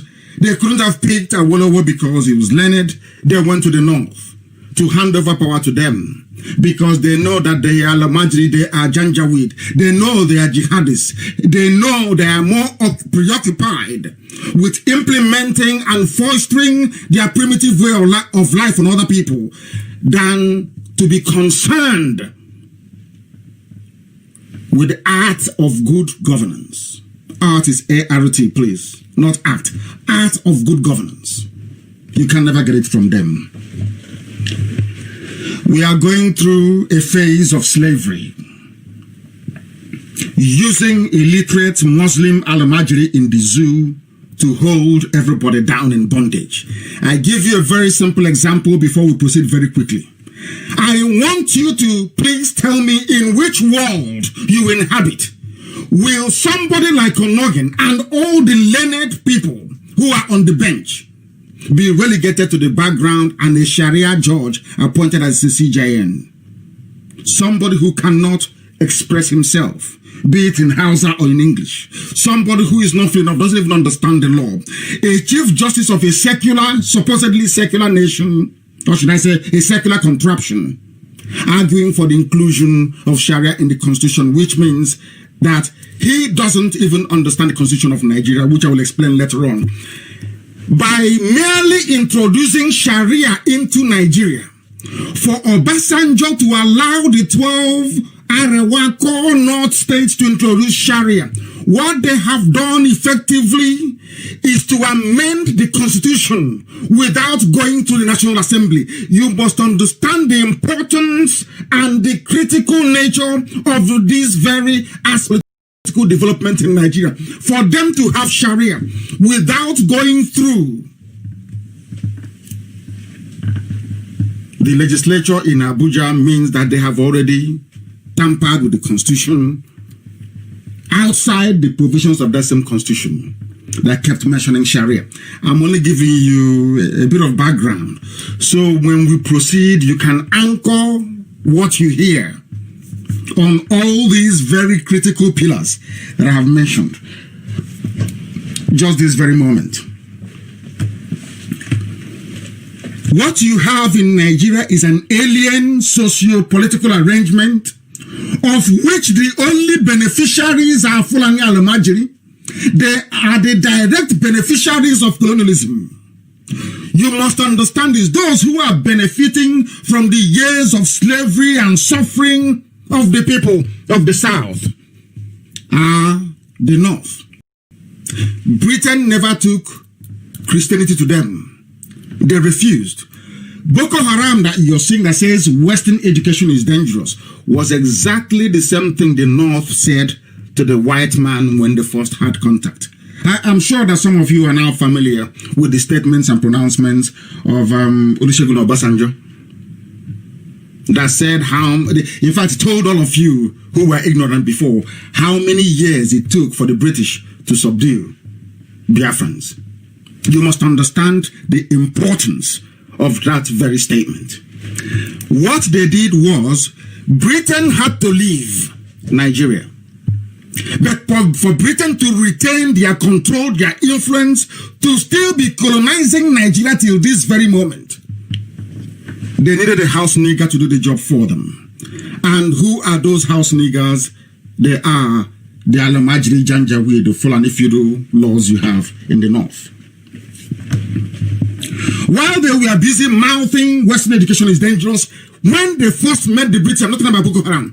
This was what I'm trying to build this evening is for you to understand that terrorism, Fulanization, Islamization, they are all one and the same. Supported by the Fulani ruling class. You must understand this very well. This evening, I will attempt. I will unravel everything for the whole world to understand what is happening in that very zoo. While they were busy telling the white man then and people now that Western education is dangerous. After all, if it's not dangerous, why would they appoint an Alekali to come and become the CJN of Nigeria, Chief Justice of the Nation? His only experience in law is Sharia. They told you they don't need education. Buhari, when he was alive, was not educated. Of course, I concede sometimes he can speak a bit of English. If you can listen to him, that is. Or if you can hear what he's saying. No certificate, nothing whatsoever. The same thing with the CJN, because they told you that Western education is meaningless. They don't need it. And now they're proving it to you that it's not needed. Not just through terrorism, but by the appointments that they make on a daily basis. While they were busy mouthing their rubbish that Western education is dangerous, they were busy building and forging an enduring master-slave, house-nigger relationship with the British. Because the British, they know this very well, that the East will not bow. Now, to an extent, the West. They won't, because they're educated. That thing, you know, they know it. They went for the blind house niggers in the north and gave them leadership. That is why the current climate of violent Islamization that started with Obama. Go and check this very carefully. What you're seeing today, including the removal of Jonathan, was started when Obama got into power in the USA. And in collaboration with the then British Prime Minister David Cameron, they insisted that power must go back to the north. They insisted. Let's go back to the north. Tonight, hopefully, I'm going to present you with facts and figures. Not from Biafra sources, not from something local, but these are from independent think tanks abroad by editorials of newspapers that support one Nigeria. What you're going to hear is basically what other people have been saying about the zoo, about Nigeria, that you don't know about. Things that are hidden from you. Things you don't know about. These are foreign observers who in the main are sympathetic to the illiterate ruling class of the north. They love them so much. But things have so deteriorated that they can no longer tolerate it. Most of these are European observers. Most of them are from the North Americas, and some of them from Asia, and some independent commentators from Africa. Hear what they are saying about Nigeria, and that Nigeria is irredeemable. It has collapsed, never ever to rise again. I said never. What you're doing is pure cosmetics, to be honest with you. You are just deceiving yourselves, thinking that something that is unsalvageable can be salvaged. No, it cannot. And this evening, I want to begin by presenting facts and figures. Understand it. When I make a direct quote or analysis, I will tell you where we got it from. This is a publication by a group based in Europe called Religion Unplugged. I want you to understand the grand strategy to Islamize everybody. This is something, of course, to the Yoruba Muslims is nothing new. But to the rest, you better be very, very careful. They presented this analysis on March the 8th of this very year. 2019, because of course in Australia they have gone into 2020. I spoke to Mazio Former earlier. Listen very, very carefully to this. This is an analysis done by Religion Unplugged. Independent analysis from a European-based think tank. They said here that during the elections of February the 23rd, listen very carefully to what they said. Forget about European observers, what those colonialists came and did in the zoo, saying election was free and fair, which I will allude to later on. Here they said that the elections held, I'm telling you the beginning of your problems, that every 4 years it repeats itself. You keep saying, get your voter's card. Oh, come and go and vote. I'm telling you what the world is saying about that Fulanized system. INEX, anywhere you have Fulanis in power, there is always disobedience of rule of law, a breakdown of law and order, anarchy and fraud. Go and write it anywhere you find them. That is what you will get. The presidential and national assembly elections held in Nigeria on February 23rd was characterized by violence, listen to it, violence, harassment and malpractices. Now tell me how people can subscribe to a country where year after year, every 4 years after every 4 years, you have the same thing. Since 1957.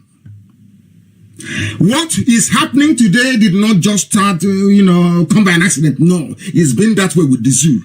Every time there's an electoral cycle, there is violence, harassment, and malpractices. They went on to say that the lines were drawn by religion. Now, those of you avoiding, I must commend Christian Association of Nigeria. At last, somehow, they are beginning to wake up. Here, international observers, people, think tanks, people who are learned and educated, people who are naturally sympathetic to the British line of argument that Nigeria must remain one, they are telling you that the elections were determined by violence, harassment, and malpractices, and that religion played a key role in it. Muhammadu Buhari's election to president was followed. This is happening in March. Remember, March of this year. They said that they feel that this regime of APC, of course, fronted by Jubril, they call him Buhari, that he has come to Islamize, in quote, Nigeria. March, independent observers, white people, outside the zoo, they are telling you that this man is coming to Islamize you. Now, the Nigerian Civil Society Situation Room, which is an amalgamation of 70 organizations, said that 260 people were killed in pre-election violence.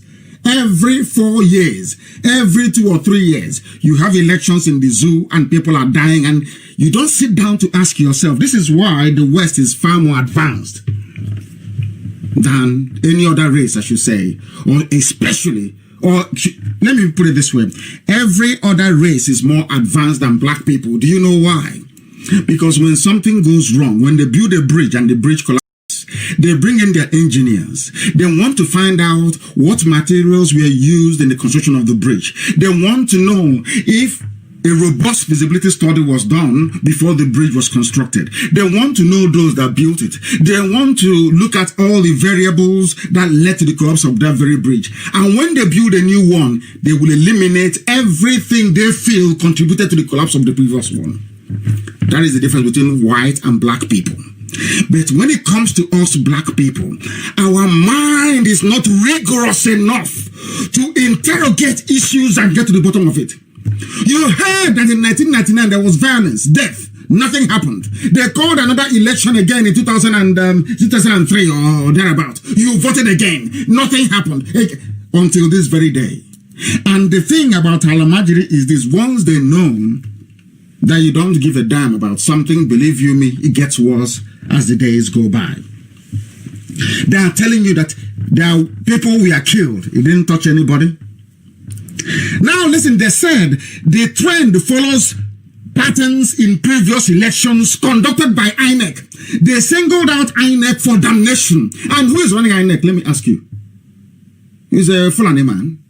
Fulani president, Fulani INEC, Fulani judiciary, Fulani House of Reps, Fulani Senate, Fulani Customs, Fulani Army, Fulani Police, Fulani Civil Defense, Fulani Customs. Only Fulani. And that is why things are getting worse by the day. Because you cannot produce what you've not been given. If a people are not educated enough or savvy enough to come into the 21st century, they're still stuck in 16th century warped political mindset. How do you think they can improve your life? How? I ask you. And they have set up a system and a structure so rigidly held down that even if you have something in your brain, once you go or walk into any office, you become like them. That's what they have done. Remember that in 2011, as many as 800, conservatively speaking, I'm trying to be conservative, verifiable figures, 800 people were killed in post-election violence. According to research conducted by Human Rights Watch. Why am I pointing all these things out? I want to establish a pattern of behavior in the zoo. I want to let you understand.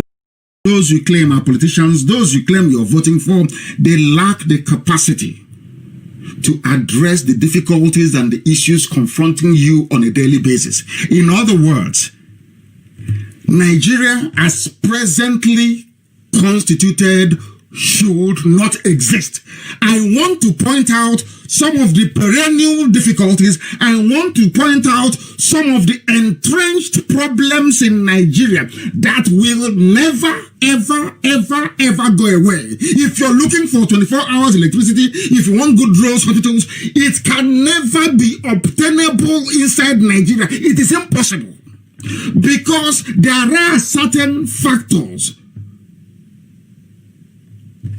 welded to the fabric, to the foundation, the very fraudulent base of the zoo that you can never dislodge. Never, ever, ever. It doesn't matter how many times you pray. It doesn't matter how many times you prophesy. It doesn't matter how many degrees you have. It doesn't matter how much green and white fabric you've wasted trying to convince yourself that you're patriotic. It will never go away. The analysis I'm bringing you are foreign-based observers. No, the zoo, they cannot publish such a thing for you. Never. Because they manage the news very well. They know how to bribe Google. They know how to bribe Facebook. They know how to bribe people to do whatever they want them to do. Of course, money rules and money talks. I want you to understand that the cabal is prepared. The Fulani-controlled North is prepared. I'm telling you, they are more than prepared. 10, 15 years ahead of everybody else. Some of us are going to go to church today to be mouthing the usual rubbish. But there will never be any improvement in our living conditions until we learn how to reason properly like human beings. Until we understand that Nigeria is not sustainable. What I'm giving you are facts and figures based on independent analysis and study of what is happening in the damnable zoological republic, in that hellhole called Nigeria. Human Rights Watch. In 2015 elections, many people died. They said it was peaceful. How many? I don't like people dying. Of course, I hate it. I'm not a violent person. How many people died in USA as a result of, anti-Semitic attacks against the Jewish people? And it was reported all over the world. In elections, you killed 800 people, and a human being will write and tell the world that the elections were free and fair. Incidentally, most of you don't know this. Do you know that religion, Islam versus Christianity, was the undercurrent, was basically the undercurrent throughout the campaign of 2015, and even the one that you had early this year. They said that the results from, I'm telling you this to drive home the incompatibility of the various groups. I'm not saying Christian or Muslim, no. Once you return people back to who they are, to who they were before the British came, there will be peace. The only thing that can guarantee peace, the only thing that can stop jihadists from slaughtering innocent, defenseless Christians in the Middle Belt and in the South is a return to the way we were before the white man came. And it is not. So people keep telling you this nonsense. It's for the National Assembly. If we have a democracy, if you have any gripe, take it to your MP. I don't call them MP. Take it to your senator, your House of Reps member. But I'm asking the Fulani Janjaweed, the Alamajiri, when you change the constitution from a secular constitution, a non-religious constitution, when you inserted Sharia into the laws of the zoo, when you quite literally carved out 12 states in the north to say they are Sharia states, what do you think you were doing? Did you go to National Assembly? So when it comes to other people, they should follow the due process. Go to your senator, go to House of Reps member, so that the chamber can debate it in Abuja.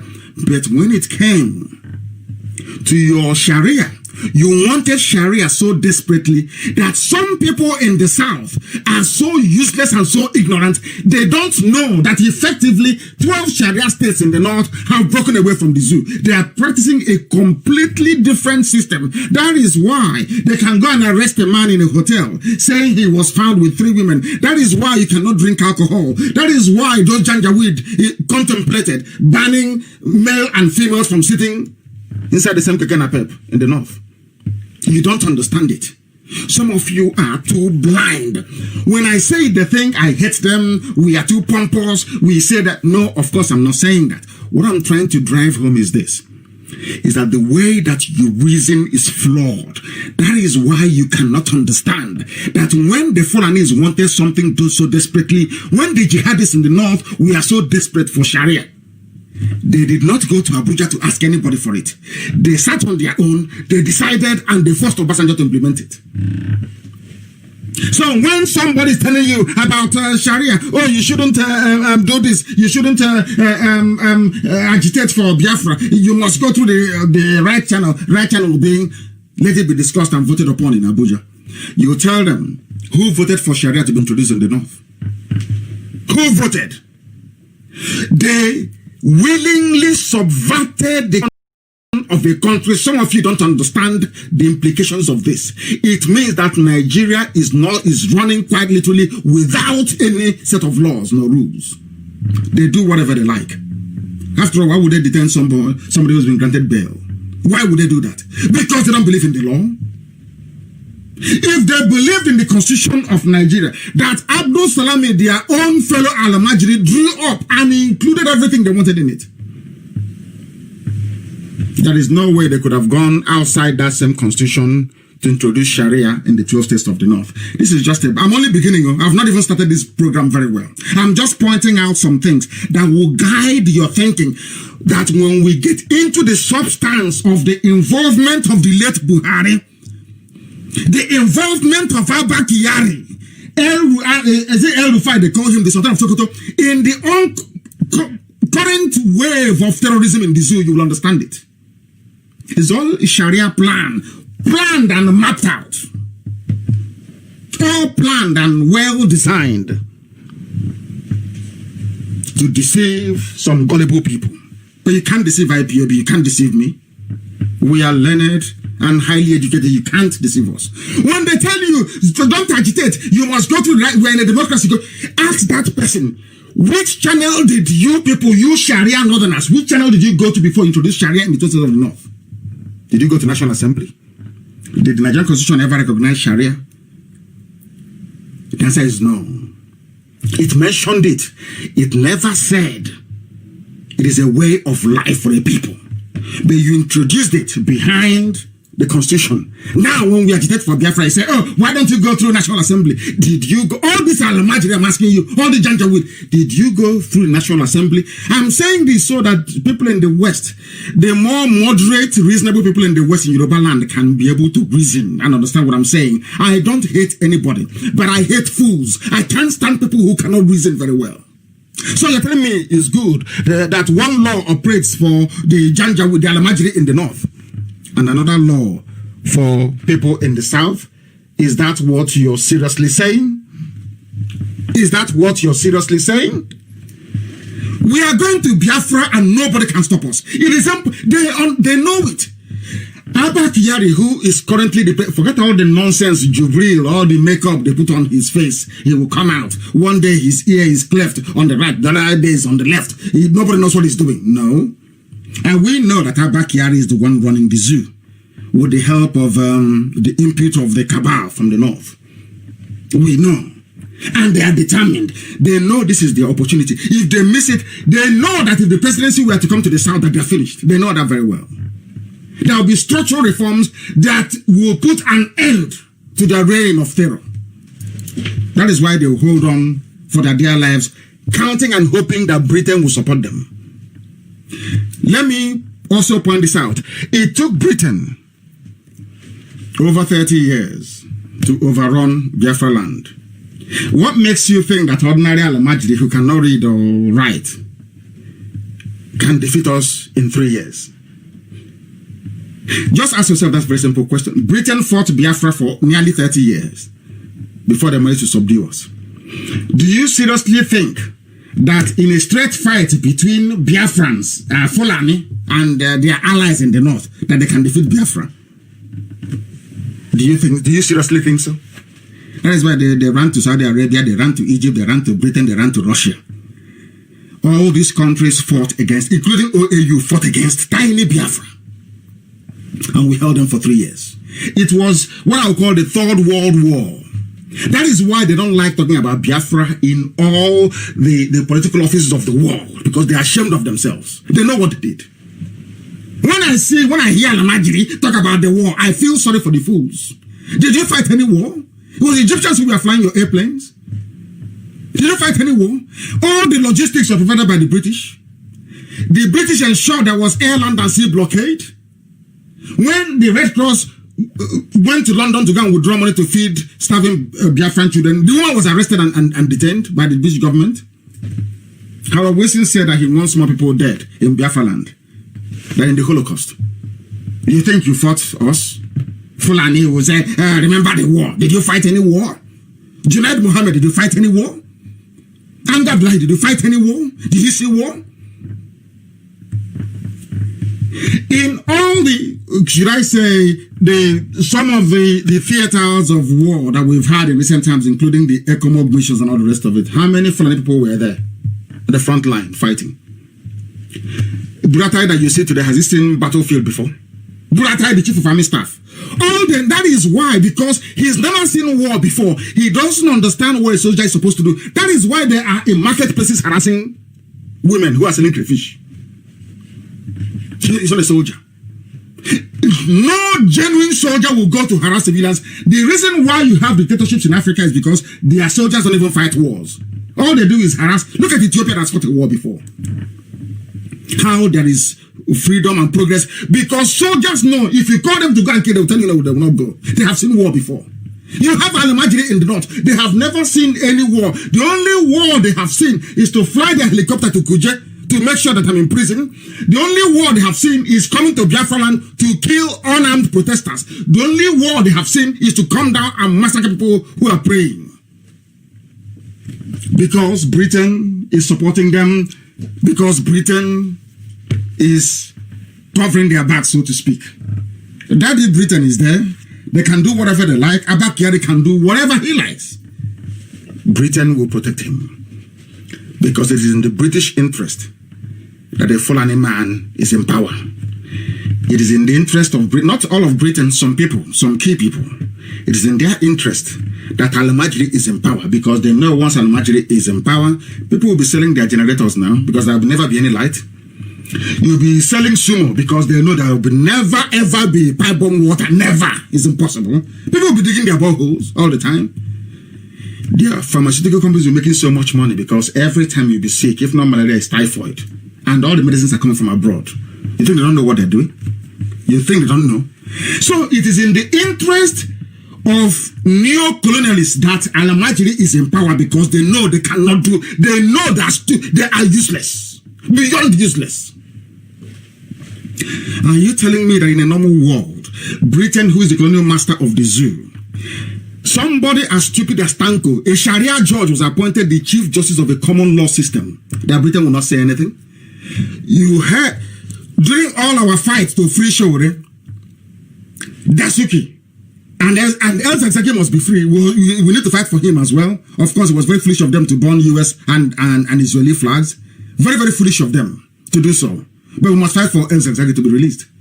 Did Britain ever say anything? It was only the time that US senators started complaining that Britain now had the courage to send out a tweet to say you must release Shore or respect the rule of law. Only when we have done the hard work on the ground in America are they now coming out to say, oh, you must release him. But Britain has been there from day one. They see evil happening. British High Commissioner in Abuja, they see Satan, they see Lucifer with their two eyes in Asorok. They keep quiet because of what they are gaining. Because of what they are gaining. Thankfully, not many people in Britain are as evil as some of them that write their foreign policy, to be honest with you. They are pure evil. I will continue.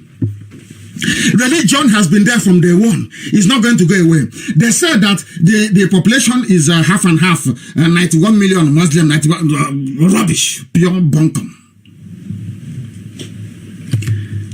You must understand this very, very clearly.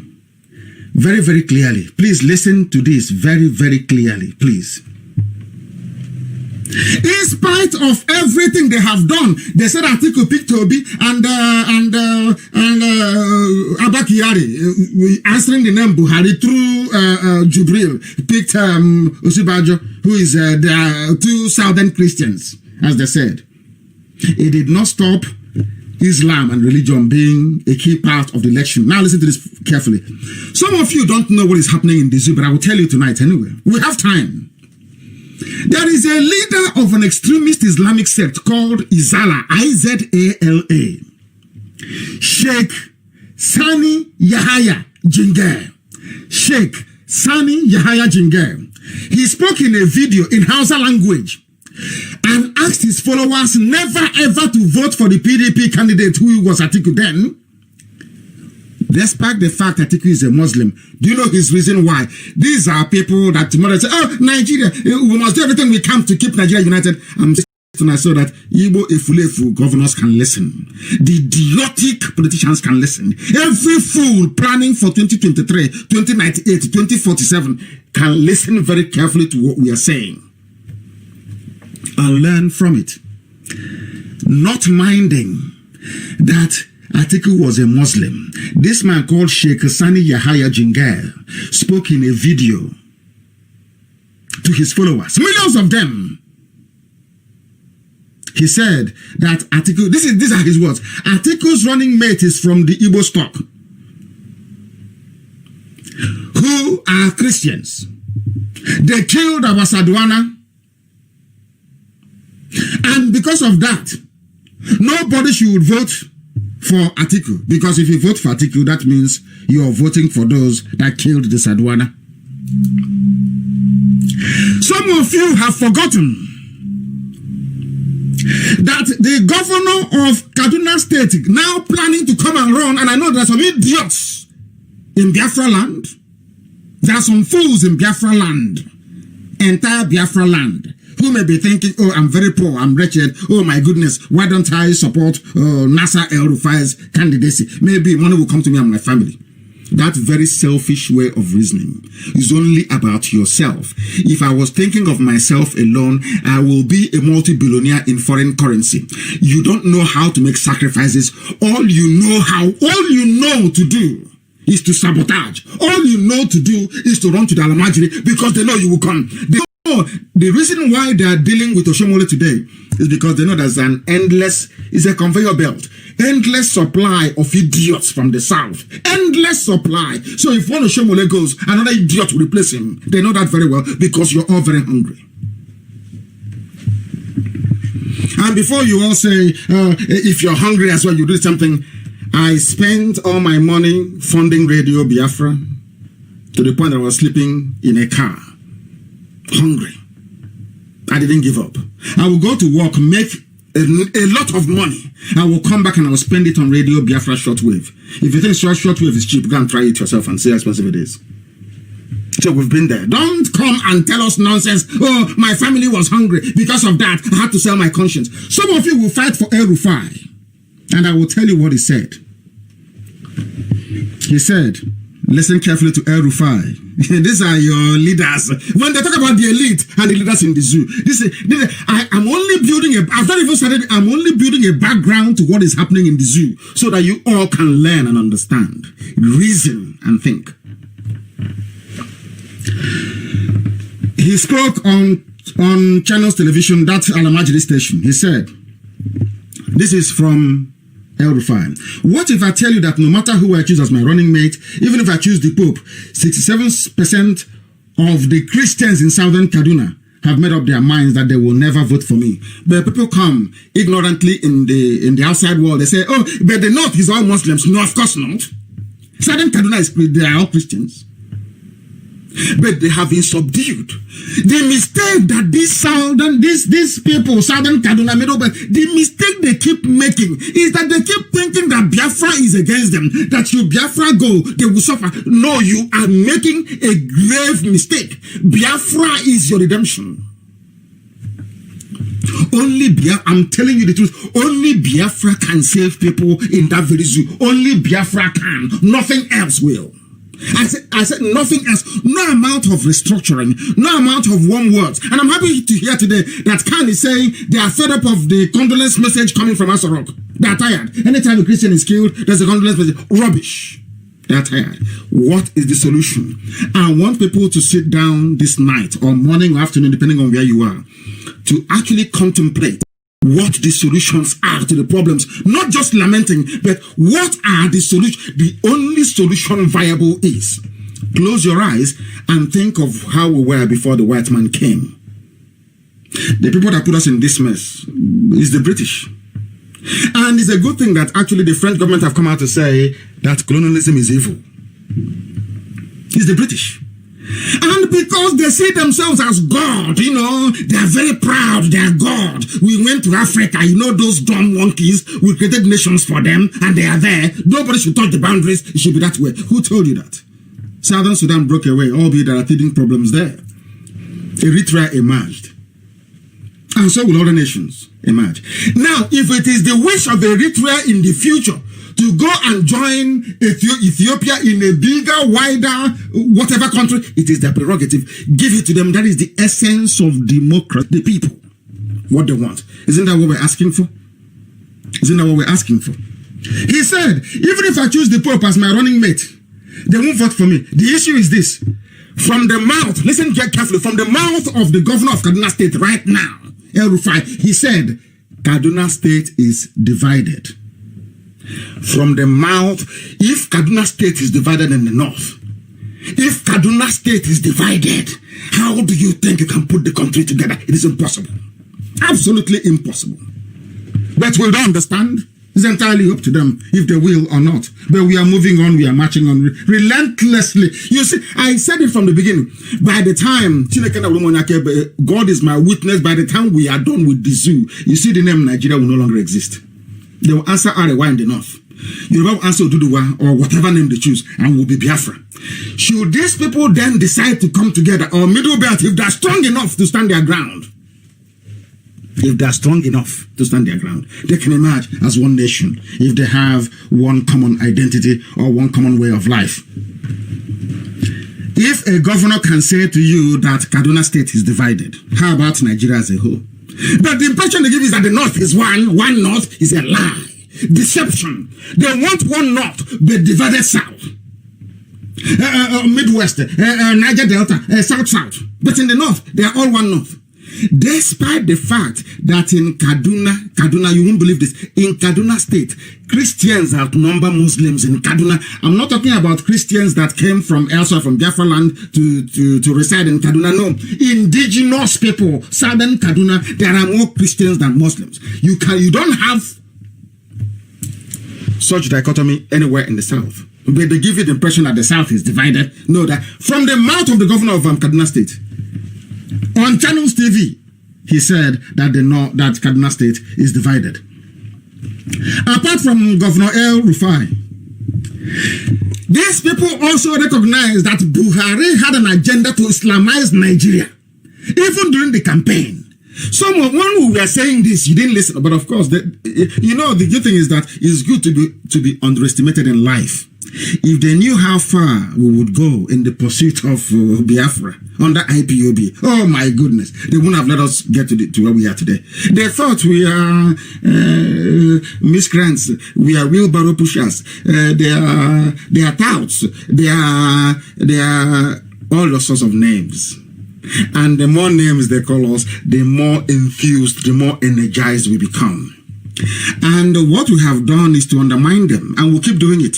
That by the time the zoo is crumbling, it won't come to Britain as a surprise. They will see that the morons they handed over power to in the north are as useless can be. That's what we're trying to do. We are trying to say that, okay, if you're not happy with our agitation for self-determination, let us show you what they're doing in Nigeria. We will expose Nigeria to the world, and that's what we're doing. We've only done about 9% of the job. Only 9%, and the whole place is crumbling. They're not talking about restructuring because of IPOB. They know they're dreaming. They're wasting their time. The only solution is Biafra, and they understand it very, very well. Outsiders are telling you that the country called Nigeria has an Islamization agenda. Remember what Femi Adesina said? That anybody claiming that the administration has an agenda to impose Islam on Nigeria is false and wicked. That the objective is to stoke up religious division for political gains. But you had El Rufai. Here you have somebody in Asurok talking rubbish, but El Rufai said that his own state is divided along Christians and Muslims. They don't see eye to eye. Do you see the confusion that reigns at the heart of the zoo? You know, some of these Pentecostal pastors, I know that some of you will hopelessly and foolishly go to your crossover night and all the nonsense that you call it. Some of these pastors don't allow you to reason. They don't let you reason properly. I'm telling you the truth. Only if they can stand and speak and stand on the truth, you will see what will happen in the zoo. In Adamawa State, again, there is a substantial Christian population, but some of you don't know this. Adamawa, I think that's the state of Atiku Abubakar. Over the last 4 years, listen carefully, 4 years, over the last 4 years, Muslim Fulani jihadists, that is what they call them. International organization, a think tank, they call them Muslim Fulani jihadists. They have destroyed Christian communities in Adamawa State. And I understand the reason why somebody from Adamawa may want to say to IPOB, oh, don't have Biafra, we want one Nigeria, because they think that, even the Yorubas as well, they think that if they have Biafra in Nigeria, it's safer for them. At least not all of them will be killed. They are thinking, look at Christians in Adamawa, they are thinking that, oh, if Biafra should go, then their life is over. Quite literally over. Because the Muslim Fulani jihadists will kill all of them. But we are saying to them that Biafra will defend them. We will defend every Christian, wherever you are, inside Nigeria. What Trump and Johnson needs to do, because since they've come out to say, oh, we'll defend Christians, don't bring American soldiers. Only a free Biafran nation can do it. And I am saying to Christians in Kaduna, Christians in Adamawa, Christians in Niger, in all the Christian states of the Middle Belt, your only guarantee, the only way you can remain the way you are is if Biafra comes. Or else, forget all these warm words, we will fight for you, you'll be dying, you are being slaughtered every day. Nobody will save you. That is why Christians in Kaduna, in Adamawa, you must support the emergence of Biafra. Only Biafra can save you. Do you think we will stay in Biafra and allow them to? Of course not. And once there is Biafra, this Fulani madness will be cured overnight. It will be cured. For as long as Nigeria remains one, they'll keep killing. They'll keep driving their cattle into our farms. One of our mothers today was raped to death in Ebonyi. They were caught. He said they only did one round. Have you seen the news? When I was saying that they are raping our mothers, did you believe me?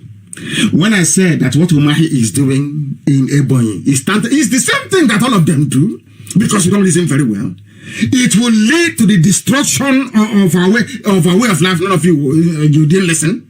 He said, no, he's smoking, he's causing problems. And I want to assure Asorok tonight, you see, the testimony of the family of the rape victim in Ebonyi, you see the coverage in Sun newspaper and all the rest of it.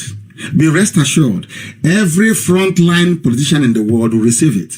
Let me see how you're going to lie through your lobbying firms that this very information is propaganda. The family is there, they've been interviewed. We have all the records. So what we are doing is to show the world the level of primitivity, satanic primitivity inside Nigeria that nobody can cure.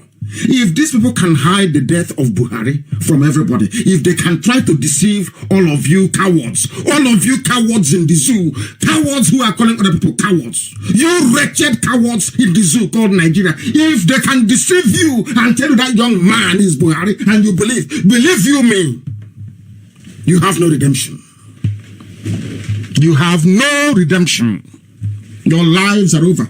Go to the same church now, do tarry night and all that nonsense. You come back the same year, no water, no electricity, no good hospitals, no good roads, the same problem, even worse next year. But at the come New Year's Eve 2020, you still go to tarry night. Talking, you people, you make me sick. Absolutely sick. When I went to US, one of our mothers said to me, I shouldn't speak out of turn before I annoy Elohim that sent me to do this very work. If not that I was sent to do this work by God Almighty in heaven, I am telling you, I will have nothing to do with. Some of you know me, I don't have any friends. What am I doing with your stupid friendship? People who cannot reason very well. The same thing you keep doing day after day, week after week, month after month, year after year. No improvement, you keep doing it. If you're lucky and you get a job, you say, oh, it's because my pastor prayed for me. When people are dying, they are slaughtering you every blessed day. Every blessed day, they are slaughtering you. It is unbelievable. Some of you will remember the former Speaker of the House of Reps. His name is Yakubu Dogara. Do you know he was also targeted as part of the elections because he's from a Christian minority in Bauchi State? Do you know there are Christians in Bauchi? Do you know that Yakubu Dogara is from Bauchi and he's a Christian? When these idiots come and tell you, oh, the whole of the North, they're all Muslims, they're lying to you. And because of your cowardly nature and your fear, you see their soldiers on the streets with their AK-47, you accept and say, oh, yes, there must be, everybody in the North is a Muslim. Who told you that? Dogara is a Christian from Bauchi State. Albeit that the Muslims, they dominate because they shout, they kill, they slaughter. And all the Christians are afraid, they're all frightened. Oh, please don't say anything. Oh. You know, we are one Nigeria. If you say something, they will kill you. You know, we are one Nigeria. And you keep emboldening them, and they keep coming, and they keep killing. They keep coming, and they keep killing. Now, listen very carefully. There is a man, he's a professor, an Almajiri professor, Professor Salisu Shehu. He placed an advertorial in Daily Trust newspaper ahead of the last elections in the zoo in February of this year. A full-page advertorial. Do you know what he said? He accused Dogara of neglecting Muslims who were displaced in the state after sectarian violence. You know what they do? As we are trying to stop them in Ebonyi State, they come in, they bring Almajiri from outside. They start a war. They start killing people. And once the army come in to say, oh, maintain peace and order and all that rubbish, they say, oh, we are homeless, so put us somewhere to live. But before they started or they instigated the violence, they were in Kano, they were in Katsina, they were in Sokoto. They now brought them down to come and occupy people's towns and villages. And Dogara said no. The Muslims went to work. Now, this is what one of the paragraphs in the advertorial, what I'll read it for you. It says here, this is from a Professor Salisu Shehu. For your information, before the 2011 crisis, there were 3 Jumau mosques and 45 daily prayer mosques in Tafawa Balewa Township. No work, no school, they don't do anything. 45 daily prayer mosques and the 2 Juma mosques. I am sure you may know those figures, but I have no doubt that you know for sure all of these mosques, except the one at the police divisional office, were destroyed and ruined by the people of your faith. The question is, why do you fail to include at least even the central mosque of Tafawa Balewa in the list of mosques you want to renovate? A politician is not going to renovate a mosque with government with the constituency money given to him. That is what is happening in the zoo that some of you do not know. The objective of placing this advert in a newspaper, and you must know that Daily Trust is a Muslim Fulani Janjaweed Alamajiri newspaper. You must know. If you don't know that, then you're sick in the brain. Daily Trust, you know, is a Fulani paper. They are there to promote Islam, to promote anything that will keep Nigeria one, to allow the jihadists to keep coming. The only day they will rise up and tell you to hell with all of you and raise their green flag is the day they have succeeded in sacking the last villages in the coastal reaches of Biafra land. Any day they get to Bonny and they pick up everything, they start building their Juma mosque and their daily prayer room. You see they raise their green flag and say to hell with all of you. Now, we are sounding, as I've been saying before, every prophecy, every prediction has come to pass. Almost all, bar none, have all come to pass. What did some of you do with it? What did you do with it? They will go and they recruit some idiots, disgruntled fools, chased away because of their hunger. And some other idiots cloned accounts with Igbo names and be talking rubbish. And some of you are busy responding to idiots who don't exist. Feel sorry for some of you, honestly. We are not going to go into what some of our people said, but we know what became of the zoo. SERAP, which is a group, I think is one of the socio-economic rights and accountability project. All they do is just send letter, isn't it? All they just send a letter. They said it's important to send you this message that electoral-related violence, intimidation, and killing will not be tolerated under your watch. Who is going to police this pronouncement? Every time we are tired, we won't tolerate this. That is not going to happen again. It keeps happening. Today, they have raped and killed one of our mothers in Ebonyi. If we retaliate tomorrow, they will go and they'll run to America, they'll go to Britain. Britain will be the one to tell America, can't you see? IPOB is violent. They killed people in Ebonyi. Can't you see they're violent? But when they raped and killed one of our mothers, nobody complained. Britain will not write to America. The propagandists, their lobbies, the lobbying firm will not write and say, oh, it's very sad that a Biafran woman was raped to death on the 30th of December of 2019. No, they will never say that. So what you expect us to do is for us to keep quiet. They rape and kill our mother and we keep quiet. And then they rape and kill another 3 and we keep quiet. By the time you know it, it's free for all. But when I was saying they were raping our mothers many years ago, some of you never believed it. And I said they will rape, they will abduct, they will kill us, and the world will say nothing. Is that not happening now? That we need to band together as a people and resist this evil before it's too late. And some of you were saying, oh, we are in APC. It's our turn. Some idiots. Please, Buhari, can you give us the presidency? Can you believe such rubbish? As if the presidency is on. So the same nonsense that Azikiwe did, the same rubbish. Test presidency for 4 years and remain a slave for 400 years. That's what they want. Fools. They will never succeed this time. Never, ever succeed. Now, some of you do not know what Sharia is doing in the zoo, but we will proceed. These are the Sharia states. Sokoto, Kebbi, Niger, Zamfara, Katsina, Kano, Kaduna, Bauchi, Jigawa, Yobe, Borno, Gombe. They have effectively removed themselves from the Constitution of Nigeria because there is nowhere in the Constitution of Nigeria or its amendment where it allows for Sharia. And this is the launch pad of 4 terror groups in West Africa. This is why Northern Nigeria, Arawa is the hotbed of terrorism in the whole of West Africa, in the whole of Sahel.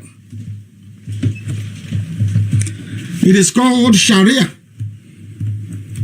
and the Nigeria Constitution. Now listen very carefully.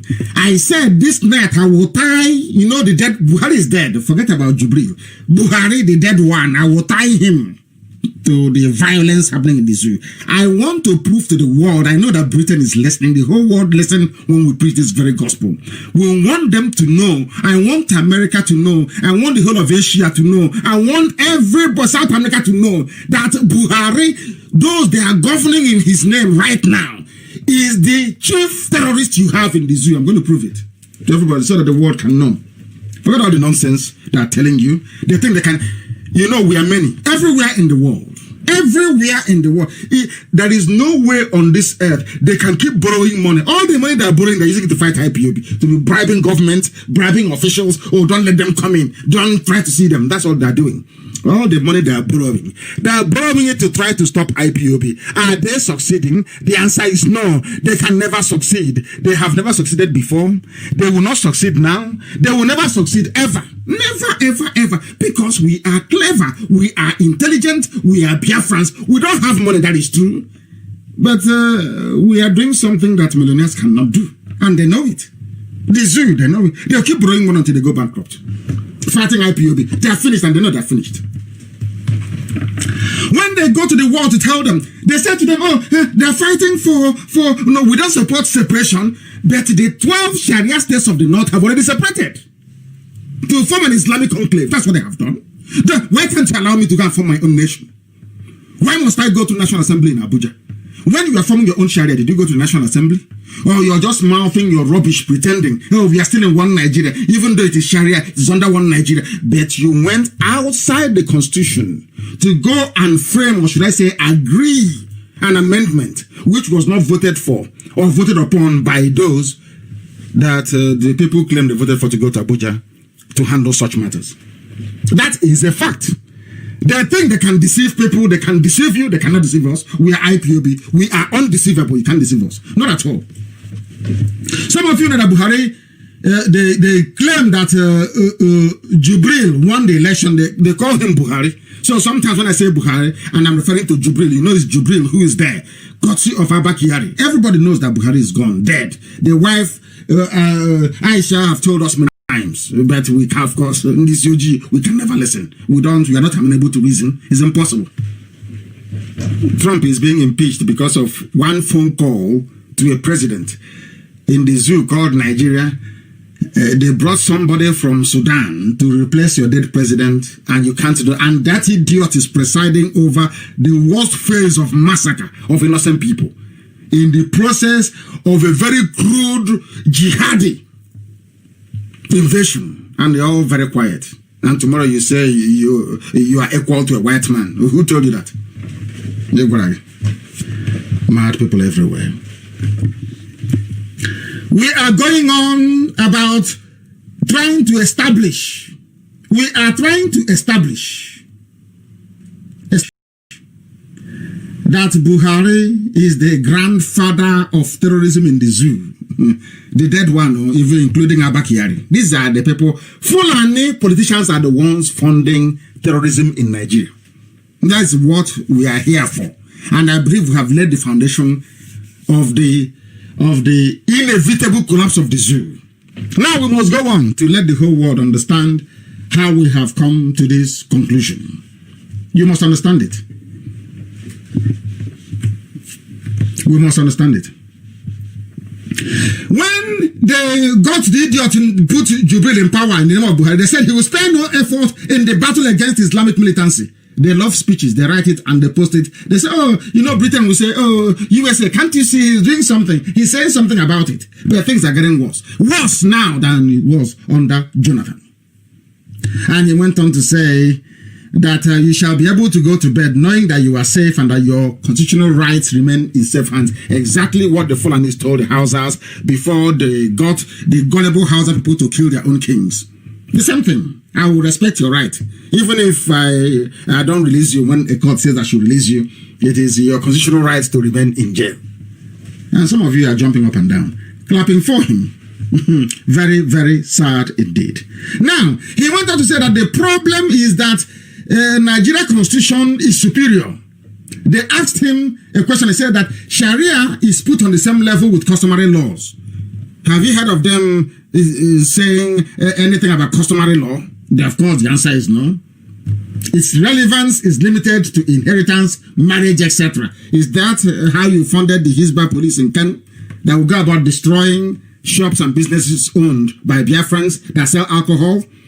You see the way they deceive you? They tell you it's limited. When they write to the West, to the very God, I won't say they're gullible, they know what they're doing because of their oil interest, of course, which I hasten to add is also guaranteed and protected in Biafra land anyway.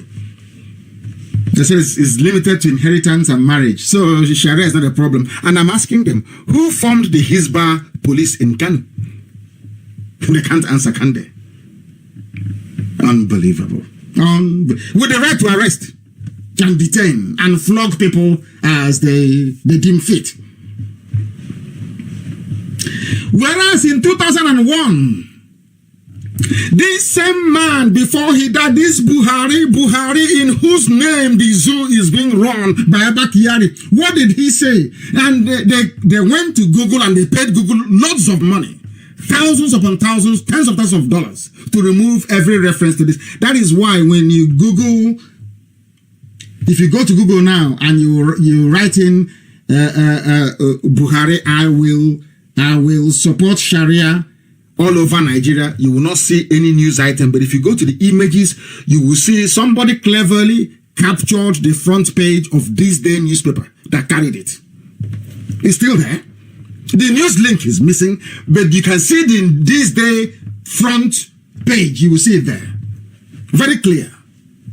Where it says, this is according to the man in whose name they are committing all these atrocities. Listen very carefully. People are very foolish. I want Nigerians to reason for once. Only once. If it's only tonight that Nigerians can reason in all their life, they would have done something noble.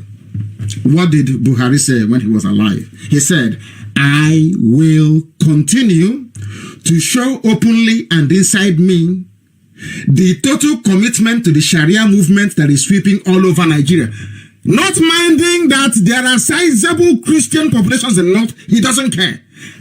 Sweeping all over Nigeria, I don't know. Maybe with the help of Yoruba Muslims, you know those ones, may God help them. I don't know. He said, I will show both secretly and openly my commitment to Sharia. And what did he do? He went and appointed, in his name, they appointed a Sharia judge to become the Chief Justice of Nigeria. And that same Sharia judge also said that Sharia must be included in the Constitution of Nigeria. Now, what other proof do you need? What other proof do you need? Are you that dumb? You cannot reason? I know we are blacks. You know, sometimes common sense is a bit difficult for us. But how difficult is it? In 2001, Buhari said, and I repeat, I will continue to show openly and inside me the total commitment to the Sharia movement that is sweeping all over Nigeria. He went on to say, God willing, we will not stop the agitation. Oh, they were even in agitation then. No? We will not stop the agitation for the total implementation of Sharia in the country. He went on to say, Sharia is a legal responsibility which God has given to us within the context of one Nigeria to continue to uphold the practice of Sharia wholeheartedly in one Nigeria. Are you listening? Are you foolish? Are some of you still deluded? Are some of you so hopeless that you cannot see? I know that we don't want to fight another war. It's not saying, oh, we don't want to fight another war, but that is the mistake you're making. You're showing signs of weakness to the Alamajiri Fulani North. That is why they raped our mother. That is why they keep killing us. That is why they came to Zowan and killed. That was why they went to Nimbo, they massacred. That was why they came to Anam. Because you are telling them that what you do to me, I will never fight back. If you slap me on one cheek, I'll turn the other one, you slap me as well. You can rape my mother if you like. You can abduct my wife if you like. You can abduct our children if you like and hold them captive forever. We will do nothing. Nigeria will be one. Do you see how stupid you sound? Do you see how stupid some of you sound? The same man that some of you are jumping up and down, he's a general, he's this. He was the one that said, I will Islamize you. That's the meaning of it. He's only using Sharia to cover it up. What is the meaning of Sharia? They're in agitation. Nobody called them terrorists. Nobody went and shot them dead. Nobody massacred them. Nobody. They are in agitation. But IPOB agitation is somehow bad.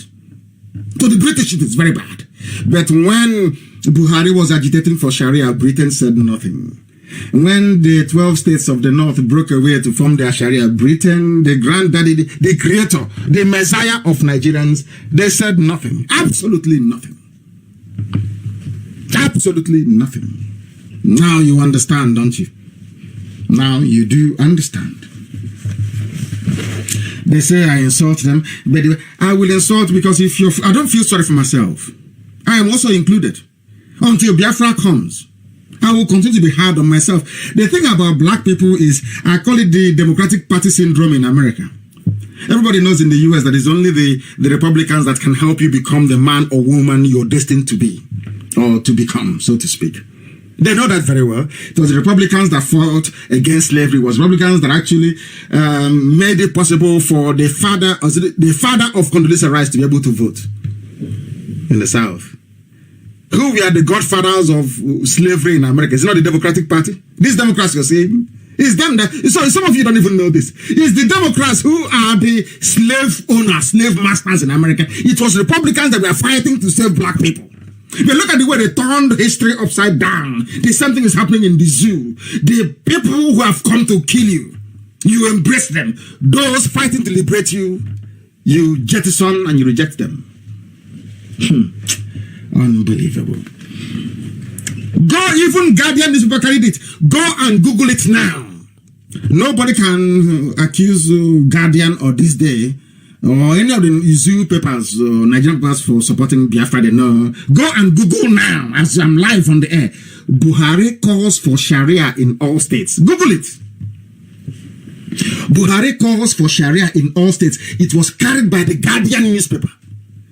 And Guardian is as conservative as they come, isn't it? They support one Nigeria is owned by somebody from Edo, so they want one Nigeria so that the brilliance of Biafrans will not, put them to shame. Or some of them, I must say.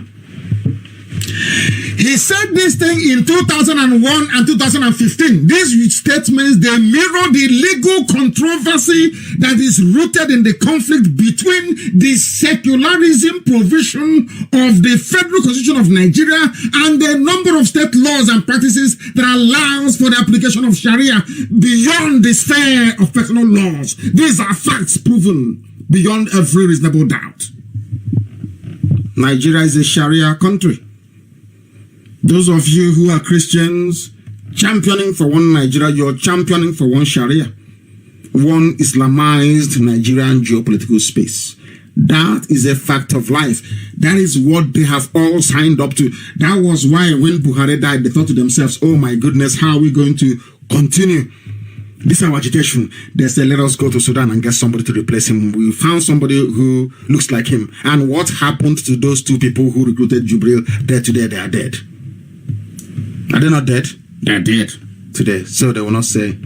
And they used, because Tinubu wants to be president of Nigeria, they used Tinubu's influence in the Yoruba land to convince their media to support what is in essence evil. When they were saying they were doing their fact check against the scientific evidence presented, I didn't know it was a Yoruba boy who was writing it. AFP contracted a Yoruba boy to write a fact check to say that what we said about Jibril is not true. A Yoruba person. And where are they today? Now they have realized that they're dealing with a monster. That monster is not Buhari's Jubril. The real Satan is Abba Kyari. You see all these things. At the end of the day, they will do all they are doing. They'll say, oh, now Buhari is dead. We are bringing him back. According to custom Islamic laws, you cannot see him. They'll put something in the ground until he's Buhari. They've buried him. Watch and see what is going to happen. Unbelievable. Zoo. Now, this group also recognized that Nigeria's transition from northern-dominated military rule, all military rule in the zoo, from the north. All the time they have been, is always from the north. The only time they allowed the southerner, of course, Obasanjo was by the. Obasanjo is like good Lord Jonathan. He didn't carry out a coup in his own right.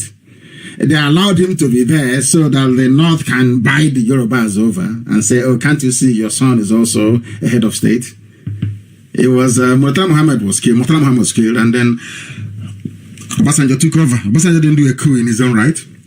The same thing happened to Jonathan. Jonathan, his Yaradua died, and Jonathan took over. Nobody actually voted for him in the first place. The second round of voting that he won was so to fulfill all righteousness. So the North will say, okay, get away with it. Just leave him more 4 years, and the power will come back to us. After that 4 years, didn't they take it back? Of course they did. They chased Jonathan away. Now they're looking for him to kill him. And I'll get to the idiot that says his cousin later on, mouthing rubbish. I'll destroy him with facts and figures as always, as we are doing tonight. Since Section 275 of the Zoo Constitution allows them to create Sharia court of appeal, that was how they started to create Sharia court all over the place, and with it Sharia law now as part of the Zoo Constitution. And after saying all of this, some people will say that somehow Nigeria is one. We are all one. Unbelievable. The Sharia debate is still raging, as you well know. Well, when I say Sharia, I mean the Islamization debate. Forget about Sharia. The name Sharia doesn't make any meaning. It is Islamization. They are Islamizing everybody. They're writing all these things down. Some of you who are learned. Unbelievable. Some Muslims, especially the Chief Justice of the Zoo, appointed by Abba Kyari in the name of Muhammadu Buhari, they have called for a restoration of, listen carefully what they're asking for. They called for Sharia enhancing constitutional amendments. So listen to, people should write this down, please. And I'm sure that our deputy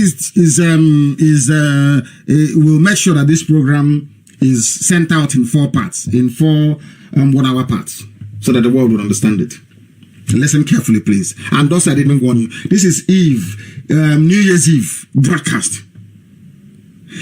What Tanko Muhammad is asking for is a Sharia enhancing constitutional amendment, including restoration of, listen, sub-unit political autonomy to the level attained in the First Republic, which was what Ayo Adebanjo was asking for. Allow people, listen carefully to this, allow people to go back to how they were in the First Republic, which is the North, the West, and the East. But Al-Majri said no. Fulani said no, we won't have that. We will have this unitary system there is now, but within it, we are going to allow sub-autonomous Islamic enclaves to emerge. They want to grant unlimited jurisdiction to the Sharia Court of Appeal. And they also want a broad constitutional recognition of Sharia as a legal, listen, and ideological system of its own as an alternative or co-equal with the imposed Western legal and ideological system. Now take it to the bank. That's what's happening in the zoo. They want to bring in Sharia. That was why they brought in Tanko. They want to bring in Sharia and speed up their Islamization process so that they will get to a point where all the things they have done will now be irreversible. Are you following? Are you following? That is the reason why when Buhari died, they cried and wept and said, what are we going to do? Somebody came up with the idea, let's go to Sudan and bring somebody. And that's what they have done. And after expensive surgery and makeup, the idiot appears once in a while. They coach him, he talks, and he disappears. No live interviews, no difficult questions, absolutely nothing. Unbelievable, isn't it? I want you to record this. What Tanko is asking for is a restoration of sub-unit political autonomy. Fulani autonomy. So all the areas you now have Fulani headsmen camping, they will have political autonomy. They will have their own emir. They have their own sarki. Before you know it is all over for everybody. I mean, absolutely everybody. But that wouldn't stop you from going to your useless local church to go and mouth rubbish, isn't it? Your land is going. Our mothers are being raped. Things are being torn to shreds. The man in whose name they are running the zoo, Muhammadu Buhari, came out and said, nothing can stop our agitation for Islam. Nothing can stop agitation for Sharia. And some of you are there, lazily sleepwalking into eternal damnation. Now, do you understand it? Now, do you understand? Everything I tell you is gospel. Pure gospel. Take it anywhere you like. It is gospel. Pure gospel. Now they understand. Now they have done all they can and will continue to do to make sure that they enslave you completely and totally. Now I have told you what they are planning to do to you. What they are planning to do to you. Even some people even asked. The same this day newspaper asked in 2014, is Buhari a fundamentalist or demagogue? Go and read it. The thing is that all these facts are there for people to make up their mind. But the Yoruba people, because of Tinubu and because they want presidency, to spite the evils, somehow, will support him. They do what they call long-term political calculation. If we support this man from the north, he gave it to Obasanjo, so they will also give it to us again. Now you understand. Instead of doing what is right, they say, oh, everybody, you have to fight for it. You have to sell your own candidate. Nelumo Okoko, people who can reason. They are the so-called elite. They are sensible, they are intelligent, but you can see how wasted they all are. He called for total Sharia in Nigeria in 2001. He made this statement in BBC Awasa Service. No, sorry, it was what's the name of that program again? No, it was not BBC. What's the name of that program again? I've forgotten. I'm sure somebody will in a minute, but I'll tell you the exact time. 9:32 in 21 before. As a commanding officer, as a general in the battlefield. Nowhere. It's only in the zoo. Yeah, we are having Operation Lafiado. Stopping women and killing children. That's all they do. That's all that Nigerian army does. It never goes to war, never fights anybody, never won any territory for Nigeria, never won any prestige for Nigeria, only to kill civilians. And as long as Britain is protecting them, Britain, whoever they send to Nigeria is bribed. Whichever high commissioner goes there lives as a millionaire. They give them money, they give them private oil concessions, give them anything they ask for, to distort the truth and to lie to Foreign and Commonwealth Office all the time.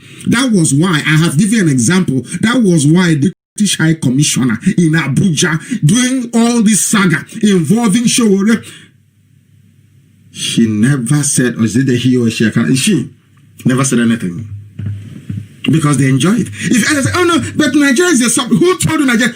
When did Nigeria become sovereign? Britain decides what happens in Nigeria. 3,000 people killed. What the Christians do? They went to pray, they went to fast, they went to sleep over as a crossover. Heaven knows what they call it. And that one is gone. And the more they kill you, this happened in 2000. The more they kill you, the more you keep quiet, the more they kill more people. Do you understand it? The more they kill you, the more you keep quiet, the more they kill more people. The same thing happened to the Jews. They're killing them all over Europe. Until after the Second World War, they said enough is enough. We have to find a state of Israel. They went to Israel. From there, they can now defend Jews all over the world. There's something I'm now saying to Christians all over Nigeria tonight. A strong, independent Biafra is for your own good. Because Nigeria will then know that if they touch you, we will come after them. They will leave you alone, no matter where you are. But if you think that you can stay in one Nigeria, and this stupidity will keep going round in a circle like people who are on a carousel, going round and round and round and round, that will solve anything, then you're deranged. then you are deranged. 3,000 people killed in riots in Kaduna. One Nigeria. And let's unite this country. They keep killing you. The same people killing you are telling you, let's unite. And you listen to them. Oh dear me. Oh dear me. Go to Vanguard, Guardian is there. Buhari calls for Sharia in all states. And you're telling me that they don't know what they're doing. That they are not the leaders of all these terrorist groups all over the place. His supporters in the north defended him when he said it. They defended him. They defended him. He was the one who told people to vote for only Muslims. Don't vote for Christians. You know, he also made his comments at a seminar organized by the Supreme Council for Sharia in Nigeria, a body that they set up in the late 2010s. Supreme Council for Sharia in Nigeria, and Christians are there dancing all over the place foolishly. Unbelievable. You know what he said? What remains, this is from Buhari, according to AFP, you know AFP, the Ocean French Press, which is a French news agency. Nobody can accuse them of the propaganda or lying. After all, they are the ones now benefiting from Nigeria. They give them so much money, AFP, so that when they're killing people, they won't write about it. Everybody will think Nigeria is peaceful and all loving, isn't it? AFP. You know what AFP said? AFP wrote, what remains for Muslims, according to Buhari, what remains for Muslims in Nigeria is for them to redouble their efforts, educate Muslims on the need to promote the full implementation of Sharia. It is the agenda. They are pursuing it two ways. They want to use Tanko Muhammad to pursue it constitutionally, and they want to use Boko Haram and all the terror groups that they are funding to pursue it militarily. They will subdue you. So if they don't get you via constitution, they get you via violence. And meanwhile, some of you don't know what we're encountering abroad. Meanwhile, they're telling people all over the world that the reason why, they call it farmer-header clash. So all the while that they are killing people, you're shouting in your local newspapers in Nigeria, oh, the Fulani herdsmen are here, they have killed us here, they have raped us here. You know what they say? They are raping your mothers because of drought, because of climate change. Anything the Fulani does is climate change. You blame it on climate change. You see how they deceived you. And they employed news agencies around the world, very clever consultants, lobbyists in every state capital of the world, paying them hundreds, millions of pounds and dollars to trot out this line. So when we go and complain and say, these are the things that the Fulani Al-Majiri jihadists are doing, they say, no, it's climate change. There's a clash. How can somebody with AK-47 clash with somebody who is unarmed? How is that possible? They say, oh, it's a clash. But we know it's not a clash. They're the ones killing us. And the only time we got together to say we must do something about it, they say, oh, you're a terrorist group. The people who are terrorists, killing people are not terrorists. So it's the people who are trying to organize themselves to say no to this evil. They are the ones who are terrorists. And some Nigerians foolishly joined them. You know, Zoom now. Monkeys everywhere, unbelievable. Nobody can say that AFP is lying or not speaking the truth. There is also another group of people. They are called open doors. In case you don't know who they are, because what I am doing is to tell you the truth about what is happening in the zoo. And these are people who are watching from outside. The funniest thing is that some of these reports don't get the coverage it needs. We know that CNN has been bought over. We know that every news media in the UK has been bought. They know how to distribute money. You see, they know how to bribe people to shut them up. When I told you they came to bribe me, some, of course, I know that, you know I can't lie. It's only when they went to go and bribe Showore that it was made public. That's what they do. They bribe. If they try to bribe you and you say no, they try to frustrate you and you say no, they try to kill you. That's what they do. This is Open Doors. Open Doors, they support persecuted Christians all over the world. It's an independent group. Even Archbishop Welby of Canterbury said, I am grateful to Open Doors, who for over half a century have been doing this kind of work and have had a great influence in my life since the early 80s. I know this organization has the utmost integrity and they do their research very carefully and well. From Archbishop of Canterbury that loves the zoo. Now let me tell you what Open Doors said about the zoo called Nigeria. I give you are the facts and figures. I want to prove to you that the zoo, I'm a Nigerian. I keep saying it all the time. Once you say you're a Nigerian, I know there is no hope for you. Absolutely no hope whatsoever. No hope whatsoever. I'm telling you the truth. Now listen to this very carefully. They asked a question, Open Doors, that the Archbishop of Canterbury, who loves the zoo and the fraud going on the zoo, is saying they are of immense integrity. They asked a simple question rather, why are Christians persecuted in Nigeria? You know, they will not say Biafrans because Britain won't allow it, you know. They just say Christians. Why are they being persecuted in Nigeria? When you travel and you tell some politicians that have been bribed by the zoo, some of you know that Buhari gave the Clinton Foundation $500 million.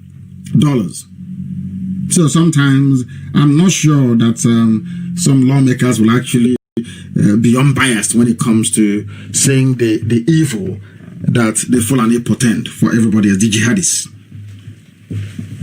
Why are Christians being persecuted? And now they went on to say, now listen to this very carefully.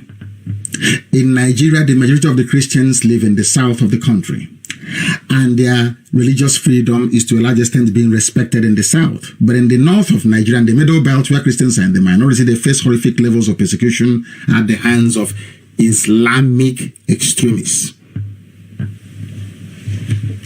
Islamic extremists. This is what people are facing every day. No longer, they came to Nsukka, and they are planning an attack in Nsukka either today or tomorrow to open the new year. Because they see the governor as being very weak. Cannot defend the people. Ozowane, no defense. Nimbo, no defense. Priests are being beheaded, there is no defense. We cannot defend our people. Because the governor is there. Bowing down before Jubril, that is older than. That is a curse on us. That we have people who cannot rise up and be men. Very, very sad indeed, I tell you. Extremely sad. Very, very sad indeed. Very, very sad indeed. Do you know what's happening in the north? Some of you don't know, but I will tell you. In some northern states, Christians are now beginning to dress like Muslims to make their faith less obvious and reduce the chances of attack. Christian young people in these states are frequently denied access to higher education, and Christians have been asked to give up their faith in order to be given work. Do you know that this is happening in your so-called one Nigeria? Let's be in one Nigeria. Do you know that Christians in the north, in the middle belt, of course, we know. So one of my cousins had to go to Polytechnic in the north. He had to add Idris to his name. That was how he was given admission. Without it, he wouldn't be given admission. You've heard of how a Christian girl was denied the opportunity to study medicine at ABU, Zaria. You are aware of that? This is what is happening in your so-called one Nigeria. One Nigeria. We Nigerians. We Nigerians. People are dressing like Alamajiri women in the north to escape being killed. And you claim you are in one Nigeria. I want to reassure them once again.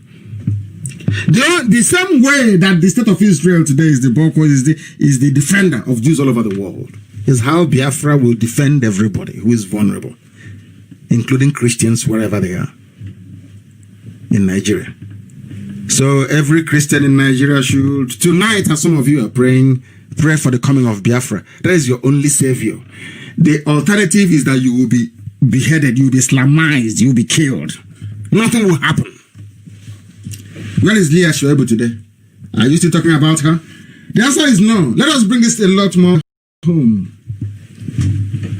I'll use the analysis of one of our people here to try and bring this very point about What I'm trying to say, what I'm trying to build with the time now, approximately 8 minutes to what time it is? 8 minutes to the top of the hour.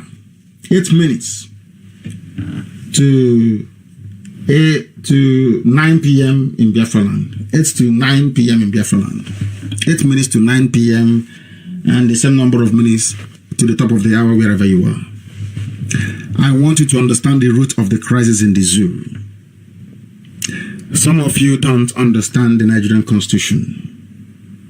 You don't understand it. The Nigerian Constitution says that everybody is a Nigerian first. The person who argued this point succinctly is Emma Wale. Very beautifully written piece. Nobody can accuse him of being pro-Biafra because he's not. He is not, I repeat, he is not. Do you know that some fanatic northerners, Abakari and his cabal, and the northern Fulani jihadist elected officials are insisting that Muslims are Muslims first and Nigeria second. Therefore, they are entitled to live under the Sharia Islamic system. That is why, have you ever, I keep asking people this, all those people committed these atrocities in the south, have you ever seen them before in a police station? Have you been to a police station before and you see Al-Majri inside the cell? No. The police commissioner or the nearest army division will write a letter and they will bring him out. And that will be the end of the case. They see themselves as Muslims first before Nigeria. But you that is being killed, you that your land is being taken from you, you that they are driving their cattle into your mother's farm and destroying every crop, they are raping your mothers, they are abducting your daughters, you are the one shouting one Nigeria. But those you're shouting one Nigeria for, they don't believe in one Nigeria, they believe that they're Muslims first. Hence there should be Sharia. And also your land should be taken from you. Now, do you understand it? Now you will understand. Sharia law is meant to be subordinate to the Constitution. And to impose it as the supreme law of a state is equivalent to violating and overthrowing the Constitution. Some of you don't know this. What the 12 states of the North did is a coup. What they did is secession. What they have done is to go contrary to the provisions of their own constitution. But when it comes to us, they tell us, oh, but why don't you follow the rules of engagement and engage local politicians? When you formed your own Sharia states in the North, did you engage anybody? The answer is no. I'm pointing all these things out so you understand where your problems are coming from. After being elected, all of these Muslims led by Abba Kyari, he was, of course, he's not elected, he's the one acting on behalf of the dead Buhari, or using Buhari's name to be ruling Nigeria through a proxy, Jibril al-Sudani. They argue that Nigeria is theirs, and that Nigeria should adopt Islam as the state religion. In other words, freedom of religion does not entitle some northern states to create an Islamic state within the secular state of Nigeria, but they have done it. They have done it. And there is nothing anybody can do about it. Absolutely nothing. So if you steal a cow or a goat in the north, they can amputate your hand. The person you stole from can decide that they want the case to be tried in a Sharia court, and your arm can be amputated as a result of it. You saw or you heard what they did to the man they claim they found with 3 women. You heard what happened. No gambling, no tax. But when you place a bet on Naira Bet in Iguacha, in Aba, in Owerri, or in Lagos, they use the taxes to go and fund Al-Majri in the north. And that is the type of country you want to belong to. That is the type of Nigeria that you want.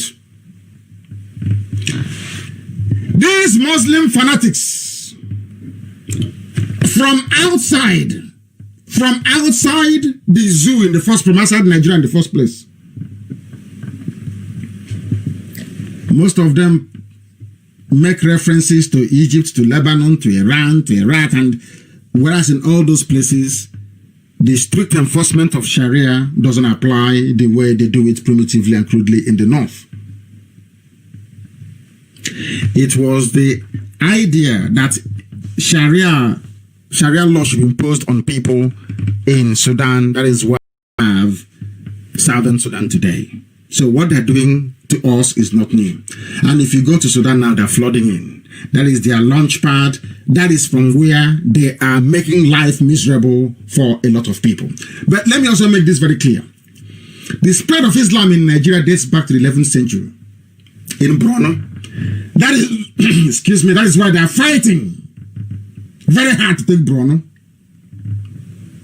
from the Kranen people or from the Kanuris in the northeast of the place they call Nigeria. Later, Islam first was in Borno before going to the Hausa land. Hausa. Some of you keep saying this all the time. Kanu and Katsina belong to the Hausa. Gobe, which is Sokoto, belongs to the Hausa. In Nigeria, I wouldn't say Nigeria. In the north, in what you today call Nigeria, Hausas were in the northwest, the Kanus in the northeast, until the Fulanis came. And everything else changed. Everything changed.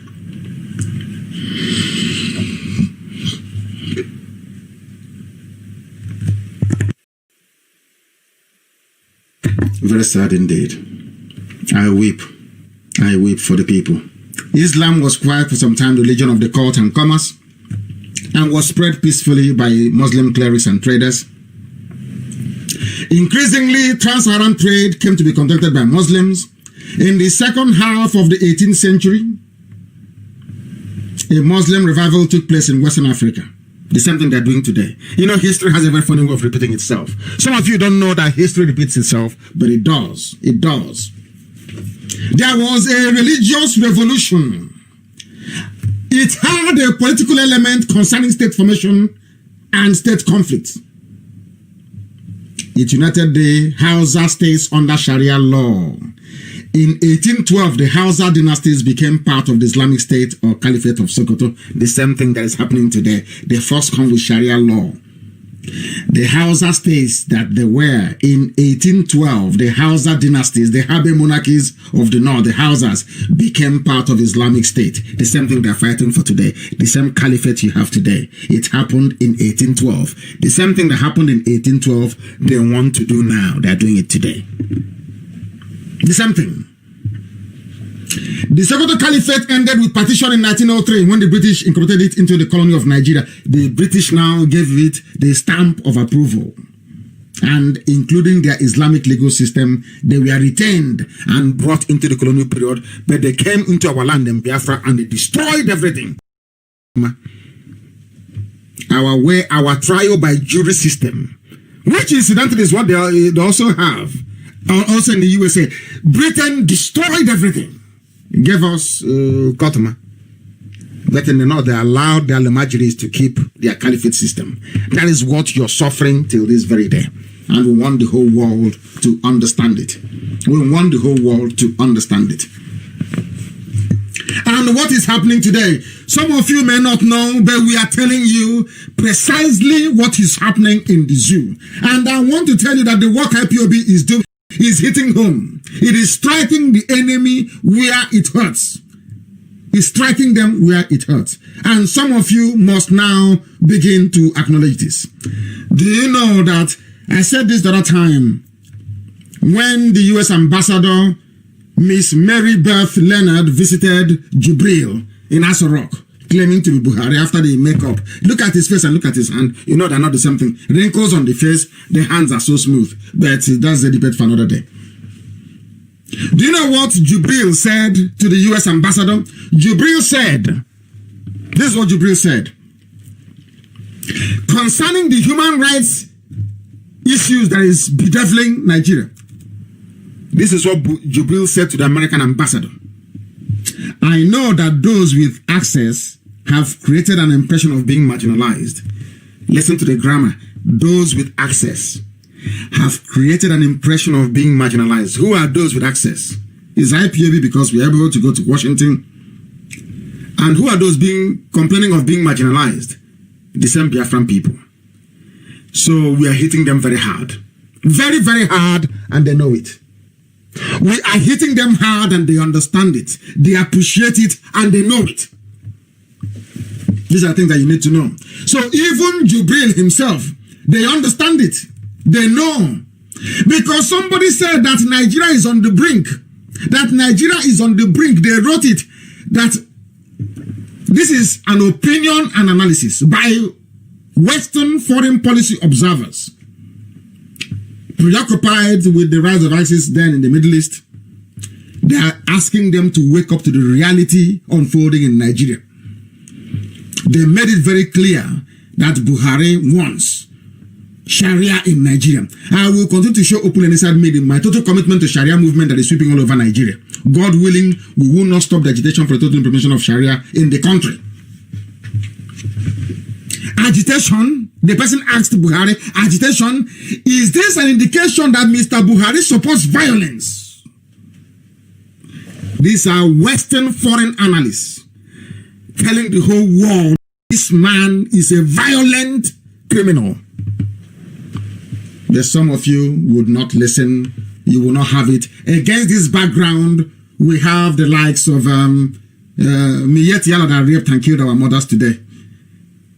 Miyet Yala that raped and killed our mothers.